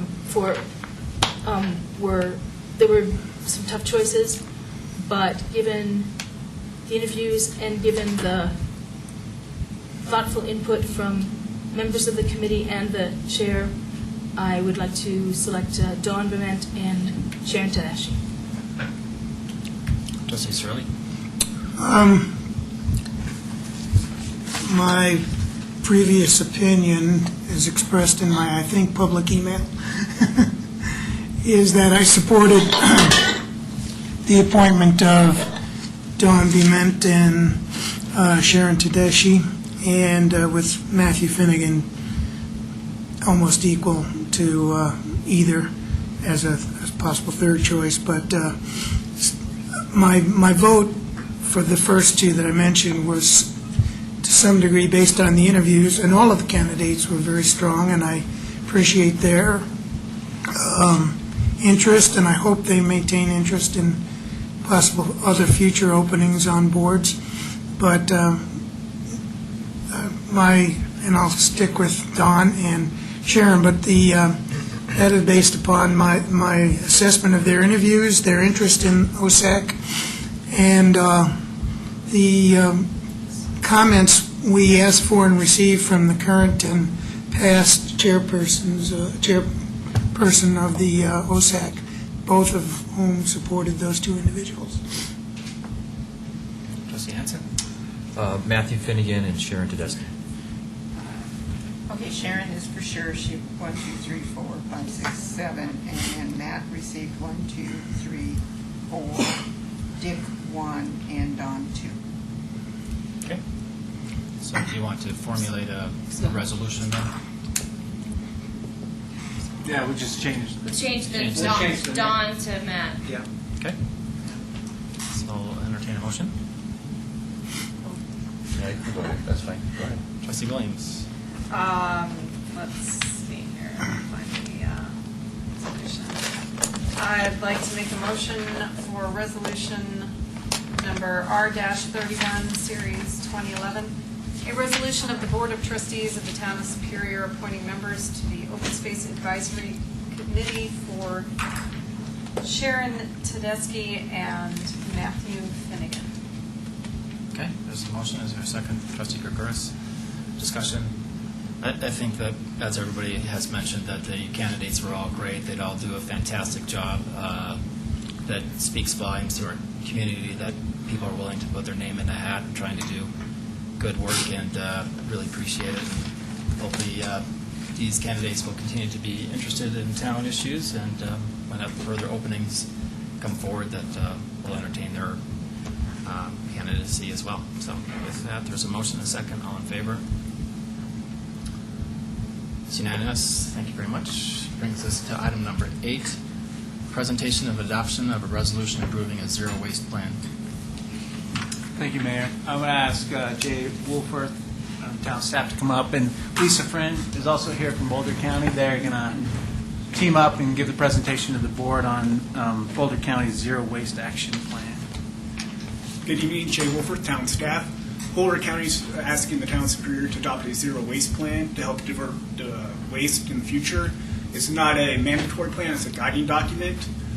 Recycling Conservation Advisory Committee reviewed it. They have some recommendations. So I'm going to have Lisa give a quick overview of the plan, then RCAC's recommendations as well. Thank you, Jay. Lisa Friend, Boulder County. Actually, I live in Louisville if you need that. Good evening, Mr. Mayor, Mr. Mayor Pro Tem, trustees, staff, guests. My name is Lisa Friend, and I'm the Sustainability Planner for Boulder County. In this role, I've been tasked with coordinating the Zero Waste Action Plan that I'll summarize tonight and helping Boulder County communities envision and implement the steps that are recommended in the plan. I'll talk a little bit about zero waste in general and how it applies to Boulder County communities. I'll talk about the plan and how we got to where we are, as well as what the future might hold. And I'm happy to answer any questions after that. So, now I have to figure out how to work it. Where's your forward button? Oh, there we go. Okay. First off, zero waste means more than an empty wastebasket at the end of the day. It's a less toxic home, more reuse and recycling jobs in Boulder County, healthier soil built with local compost, and fewer Boulder County materials sent to the Erie landfill. Right now, in fact, Boulder County residents and businesses throw away an estimated 250,000 tons of material each year. That's about 3/4 of about 1,500 pounds per person per year. That's more than 5,000 pounds of recyclable paper and cardboard, another tons, another 5,000 tons of reusable building materials, 25,000 tons of compostable food and yard debris that create methane when they're buried in landfills. And we get some of these statistics from an actual, put the Tyvek suits and the gloves on and go out and measure the landfill, so we know they're relatively accurate for Boulder County. That said, we've measured an average diversion rate of about 35%, boosted by programs that feature single-stream recycling collection and compost collection service. Our most successful community efforts feature this home recycling and compost collection programs. Boulder County government has measured a 65% diversion rate. That's through careful purchasing, convenient recycling and compost service, programs to divert hazardous materials, and also electronic waste. So the Zero Waste Plan seeks to build on these successes in other parts of Boulder County. Through the Resource Conservation Advisory Board, on which Trustee Skumatz is your representative. Actually, you're at large. I forget about that. So we will need another representative from Superior. County consultants and staff evaluated more than 90 different measures to conserve resources and divert waste. And this plan presents the most effective measures. It's designed to serve as a guidebook or kind of a menu for the communities, so you don't have to waste time figuring out whether it's better to ban phone books or set up an electronics collection system.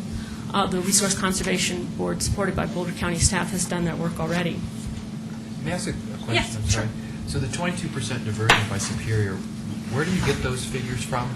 Those were compiled by our consultant, and those were 2009 figures, I believe. So Okay. they may have gone up by now because you guys have got some other diversion programs in place. Because There's a town set-out survey. I'm sorry? There's a town set-out survey periodically, every other year. I had asked somebody about these numbers, and they felt that was low.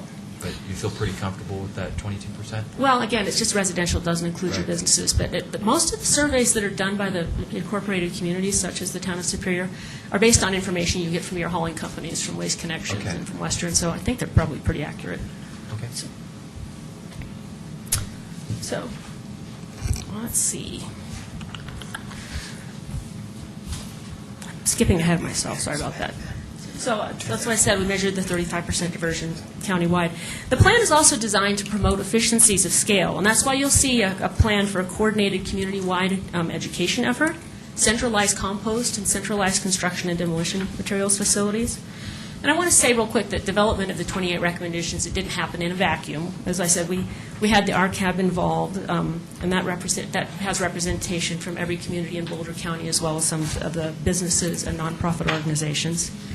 And after those 90 recommendations were reviewed, they were commented on by the Resource Conservation Advisory Board members, and then Boulder County hired a consultant to evaluate the diversion rates and other benefits for each recommendation. Staff and RCAB weighed the benefits, narrowed the recommendations to the current 28 steps, and some of the considerations included the amount of material that would be affected, the cost to government and to residents or businesses, how long it would take to implement some of these steps. That's how we get to this short-term and long-term positions or mid-term that you'll see on this right now. And then after RCAB review, Boulder County actually took the draft out for public comment and posted a feedback survey online. You'll notice the appendix to the current plan includes the feedback we received, and we kind of fine-tuned the recommendations from there a little bit. So based on that community input, we took the final recommendations to the commissioners in July last year. Then there was this big fire, so the commissioners approved this draft plan in December of 2010. So through the 17 short-term recommendations that are in the current plan, Boulder County estimates to divert 18% more resources from landfill by 2015 or sooner. That's in addition to the effective use of the current programs that we have, should push us over 50% diversion within the next few years. Then by 2018, the enhanced programs are estimated to divert an additional 22% of our resources from landfill. In fact, if all the recommendations in the plan were to be implemented by 2020, Boulder County diversion rate would increase to close to 75%. Now, that's not the zero waste that's envisioned in the original, and it's not even the darn near that we've talked about. But at that point, we can look at the remaining 25% and try and figure out what would be the most effective way to address those remaining residuals by the 2025 deadline. So staff is spending this summer explaining the plan to different advisory boards and boards of trustees and city councils in each Boulder County municipality, and keeping the Resource Conservation Advisory Board informed about the process. And our goal is to receive a formal endorsement of the plan from each community. Now, the plan itself is ordered according to how much material can be diverted in some key sectors: compostable materials, construction and demolition materials, traditional recyclable, education and policy, and then these are further defined by residential versus commercial programs, where you can have an impact at the home level versus the business level. So the overarching strategies and objectives include diverting the waste from the landfill through recycling, composting, reduced purchasing, policy measures, education, and related initiatives, and also to estimate the government budgets needed to implement this, as well as any private sector cost. The key strategies are compost programs and infrastructure. As I said, construction, demolition, diversion, commercial and business outreach, education, and policy. And I'm going to talk just a little bit more about each of those because we've had some movement in these areas while I've been running this out to the different communities.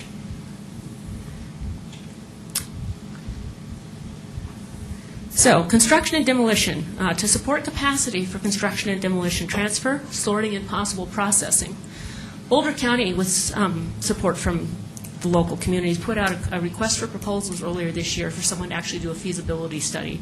They're measuring three things. How much construction waste are we actually likely to generate in Boulder County over the next 20 years? Are there markets for those materials we might pull out? For right now, for instance, we're putting asphalt shingles on our highway. I think there are 900 tons going into the Interstate 36 upgrade, but we've got 10,000 tons a year of asphalt shingles. Do we have the markets to move that material out into reuse? So the study is generation, markets, and then if we decide, hey, we want to have a construction facility in Boulder County, what type of equipment would we need? What type of cost would be necessary to capitalize that? Where would we locate it? Where would be the best possible site? So that's all being studied right now. That plan is supposed to be, I'm supposed to have a draft of it on Thursday, but it's supposed to be completed by the end of the year. Right now, our Build Smart program in Boulder County and the Green Points programs in some of the local communities require construction and demolition program project recycling and reuse so that those asphalt shingles and metals and dimensional lumber actually get back into the construction stream. We're thinking about including damaged to clean dimensional lumber and slash programs and requiring landscape debris to be diverted from the landfill. Why should those materials be going to be buried in Weld County if we can make them into a useful product here in Boulder County? The compost programs and infrastructure would recommend more curbside collection of compostable materials to support capacity for additional composting, and this is where another market study and feasibility study might be needed. Western Disposal right now has a compost facility in the county, but a lot of our organic materials are going to the Stapleton landfill area out in Denver for composting because there's not a real free market for composting that material here in Boulder County. So we'll be looking at what kind of infrastructure we might need in Boulder County to handle our materials and also where the markets are. We want to see more at-home composting just because that's a very efficient method of dealing with materials for those people that have the space and the time to compost at home, and then provide more tree limb management opportunities. For commercial outreach, enhanced recycling programs for businesses. I talked to some businesses that would like to have a better recycling infrastructure, but they don't have the services available to them or the space is conflicting. So we're able to work a little bit with them on a one-on-one basis to figure out what makes sense for them. To look at commercial food composting support, and then waste audits for those businesses that want to have a walkthrough to look at the materials that they could be diverting.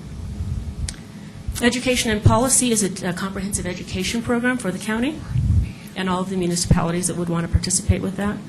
To support a zero waste funding mechanism, and then after the infrastructure and the education programs have been established, if diversion is still too low, to look then at bans on recyclables and compostable materials in the landfill. And I want to talk a little bit about that last recommendation because some of our communities have been a little alarmed about that.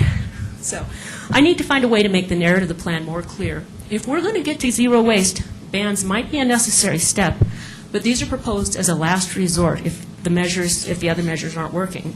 My goal is first to see an effective infrastructure in place, along with education that reminds people how sensible and easy it is to manage their resources wisely. And doesn't, and my feeling is that nobody wants to see useful resources going to waste. Let's make smart materials management a first choice for everyone, rather than the trash can being the first choice. So, I think that's enough from me. I think that the Resource Advisory Committee had some recommendations. I'll turn it back over to Jay. Thank you. Thank you.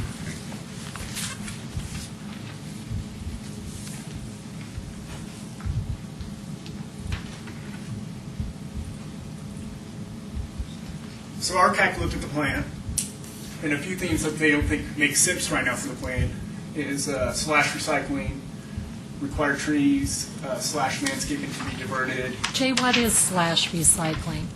Trustee Skumatz, can you help me with that one? Trees that fall down in storms and that sort of stuff. Trees in the woods, Yeah. So it doesn't make sense for us. So sorry, It's like sorry, up in the mountains, up in, the mountain communities. I started on the wrong slide, I apologize. Yeah.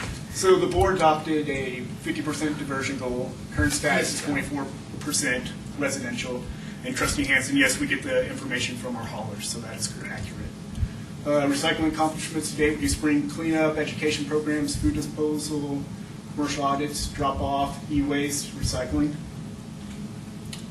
RCAC, accomplishments other to date, trash contract, zero waste events, space for recycling at multi-families, green recycling procurement guidelines, and then green commercial energy codes. Why would we want to consider this? Of course, it's good for the environment. The public wants this, and little information just on recycling. And the jobs thing. The jobs, yes, jobs 10 for 1 for recycling, 4 for 1 A minor. for posting. 10 to 1, 4 to 1, yeah. Pretty good. Boulder County Zero Waste Plan, not mandatory. Again, I want to say this is just a plan of ideas that the town can consider and implement in the future. If the Recycling Conservation Advisory Committee wants to implement something, that would come before the board. This is just guiding list of many options within this, multiple types, policies, incentives, commercial, what Lisa just covered. Superior RCAC considerations, the sustainability of each recommendation. So we currently have electronic events, zero waste events, code requirements, commercial tech. It doesn't make sense for us right now to review slash recycling, which Trustee Skumatz just explained. Requiring trees slash landscaping to be diverted, multifamily compost collection, metal recycling at additional locations, promoting markets, providing. Let's go. Why does metal recycling not make sense for us right now? At additional locations. Yeah. At additional locations. So we already have metal recycling. Okay. Yeah, that's all. Just adding more locations doesn't necessarily Why, make sense. why doesn't promoting markets make sense for us? I'll answer that. So we don't want to promote, Trustee Skumatz can chime in as well with our RCAC recommendation. We don't want to promote certain markets for businesses, like promote one business out there. It's hard for a community to have much of an effect on a global market. The town of Superior is going to have no effect on causing more aluminum to get used in this area, or there's no aluminum use here. We can't have much of an effect on something that's an international market. We can, though, and we do talk about having an impact on the two things that are local markets. Two things that make sense at a local level are use of local compost, because the compost, you don't want to be shipping it very far. And we do also, it does make sense to consider things about glass, because that's another low-value, high-transport item. Those are the only two exceptions to this. Everything else is pretty much an international market. We couldn't have much effect. Okay. Then providing zero waste building planning assistance, not yet, don't really have much development going on. And what that would be is we would tell a developer how to implement zero waste guidelines in a proposal. Don't we have that already in an adoption that we took with our green standards or something? Yeah, That was for residential. That's residential. Yeah. We didn't do that for commercial, I thought we. Where? We haven't done commercial It's yet. coming in a couple months. Oh, okay. Yeah. So why is that on there then if we're already It doesn't there? make sense quite yet. I thought we were doing it. The commercial part. Oh, Sorry. okay. Advanced disposal fees and product stewardship, not practical at the local level yet. And Trustee Skumatz, could you explain that? Yes, that's what you're doing. So advanced disposal fees are like a bottle bill, or putting a extra fee every time you purchase something toxic. We charge 3% more than everybody around us.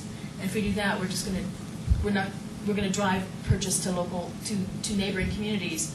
You can do that at a state level, you can do that at a country level, but doing it at a county, a city, or a whatever level only drives purchase elsewhere. And they don't consider commercial recycling with embedded fee yet. And that's charging commercial businesses to recycle, trying to force them to do more recycling. Something we might look at down the road.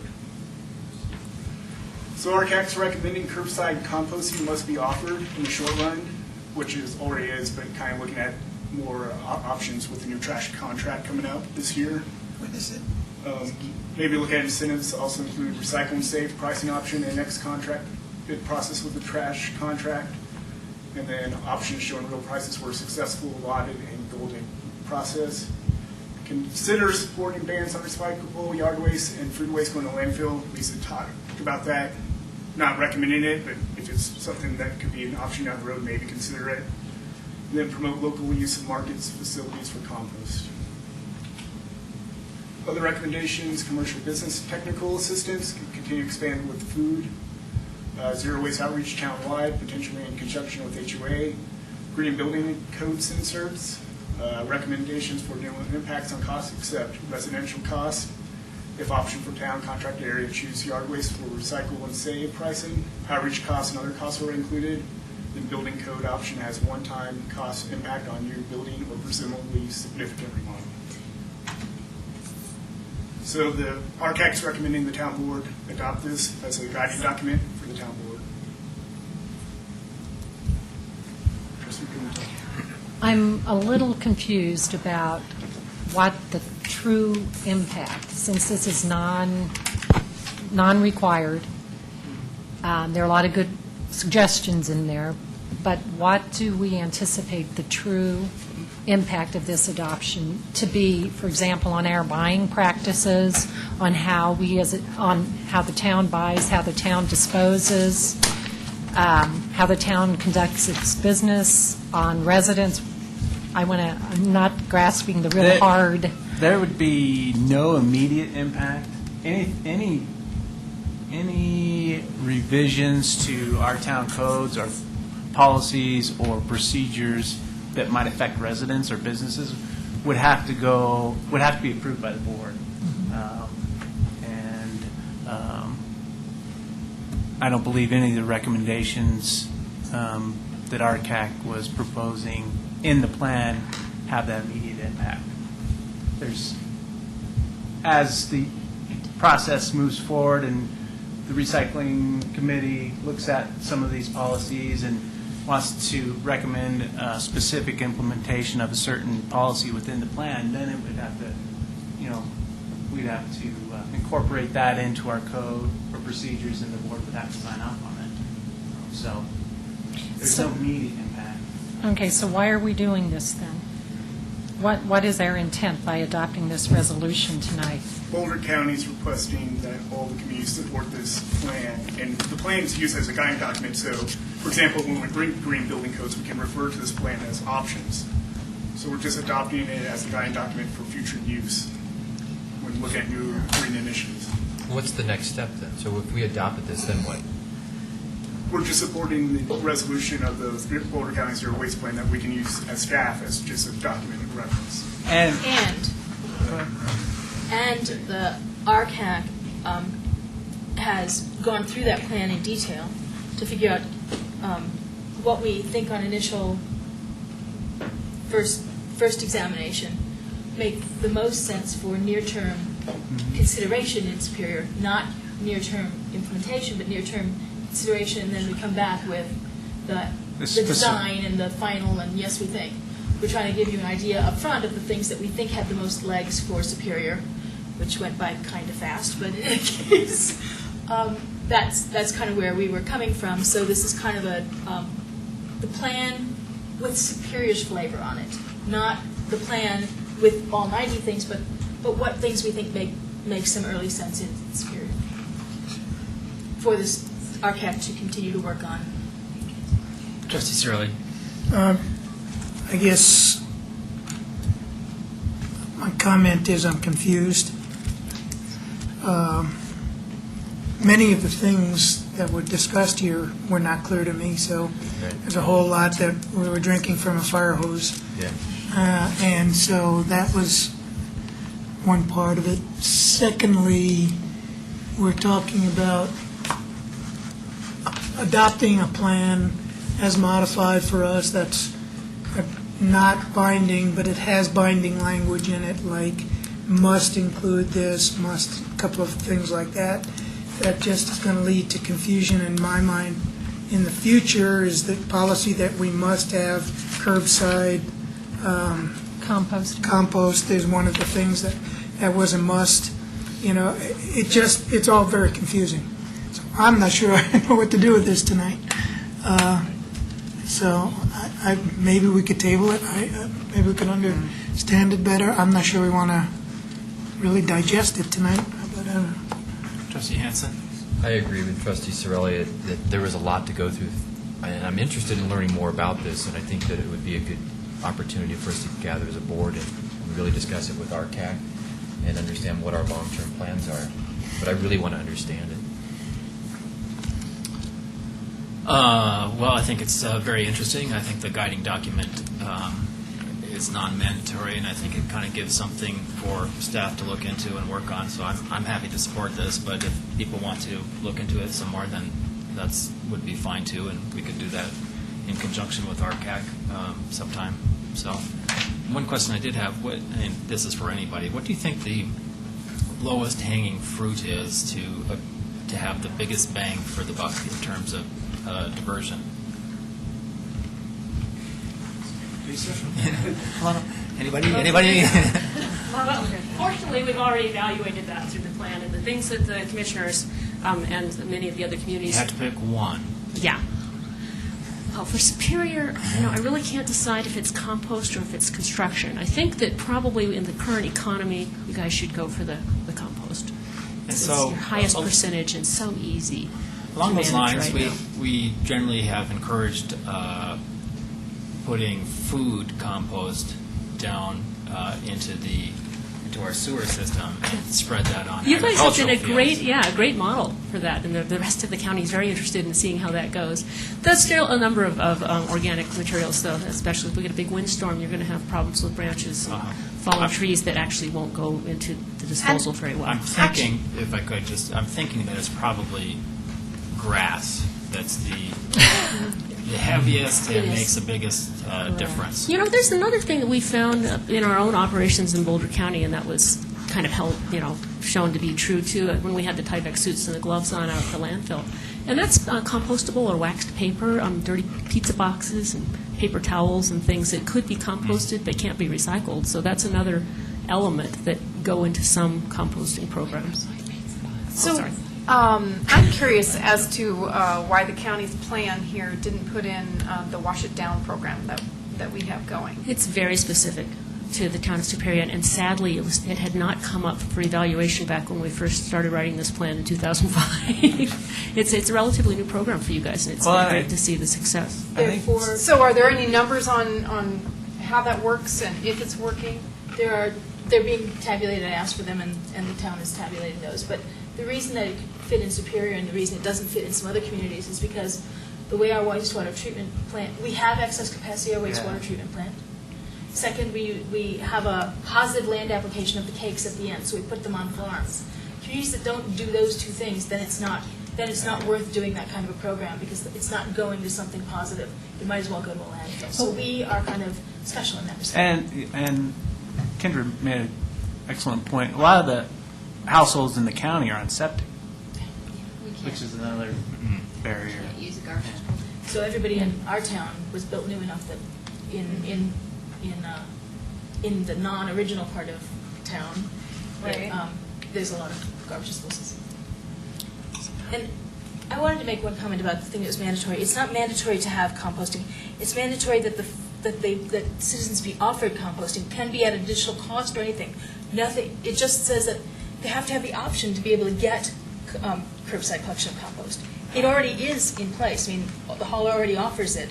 We're just saying, what if that next hauler comes in town? Well, if one hauler can make it work as an option, let's make it so that the other haulers that might want to come to town also make it work as an option. Otherwise, we'll lose it from the folks that do make it available. It only says it has to be offered, capital letters offered, not for free and not mandated. And choice is something you'll find sprinkled throughout this plan, make the opportunities available, and we would like to make the education available. And one of the reasons that it is a county-wide plan, or that we're asking every municipality to support it, is because some of the things that are in here will be more efficient. I mean, when we're doing our construction and demolition facility, it doesn't make sense for you to do your construction and demolition facility and for Longmont to have theirs too, because it's not cost-effective. But if everybody's interested in looking at how to manage construction materials, then one site makes sense for all of us. And the same is true of composting, and the same is true of many of our education programs. So that's why we're looking for the support. Certainly not required, but I think that having a streamlined set of offerings and a streamlined set of measurements strengthens all of our programs and makes them more efficient. Other questions? Mr. Gorst? I'm in agreement with Trustee Shirelli as well. There's a lot of information here. In general, I'm favor for it, but I'm not ready to vote on it tonight. Okay. And I had one question, and so I think that's the direction that we're going to go here. But pay as you throw, is that called something else in your slide? Yeah. In the slideshow there. Recycle and save. You see, Recycle we and wouldn't have known save. that. Okay. And sorry, I don't know. I haven't learned all. It's not in the, your presentation. It says. I haven't learned all the language yet, but yeah, I saw it in the RCAC presentation. I thought recycle and save. It's so much more. It's understandable. Positive. Yes. Yeah, if I may, on top of this, I live in Rock Creek, and we've been given these huge 50-gallon bins for recycling as opposed to the little blue boxes. And my recycling has, sextupled. I mean, that thing's full constantly. Every week. And I would actually like to see some numbers broken down. Rock Creek prior to the change, Rock Creek post the change, because intuitively, I'm saying that 20-something odd number for Superior is way off for those of us who've been given the big bins. When were those numbers taken, actually? 2009, I think. Yes, that's the reason why. That's the reason Those why. statistics are way off. All right, well, we'll have to see if we can get this recalibrated. Right. All right. Well, I think that we should wrap this up. Thank you very much for coming tonight. It was very interesting, and I think that some provocative food for thought that we'll continue to work on. And I think that what I'll ask the town manager is then to have schedule sometime, which we're kind of busy at the moment, but in conjunction with RCAC to go over this in some more detail. And then Yeah, I think a work session is really good. Yeah, and the plan itself is posted to bouldercounty.org. I wasn't sure whether you folks had a chance to even look at that, the draft plan. That's the foundation. bouldercounty.org. Yeah, there's a little zero waste tab, and you can scroll down and find it. I read the whole thing, actually. Great. So did I. I'm sure you did. Thank you very much. That brings us to item number 9, executive session.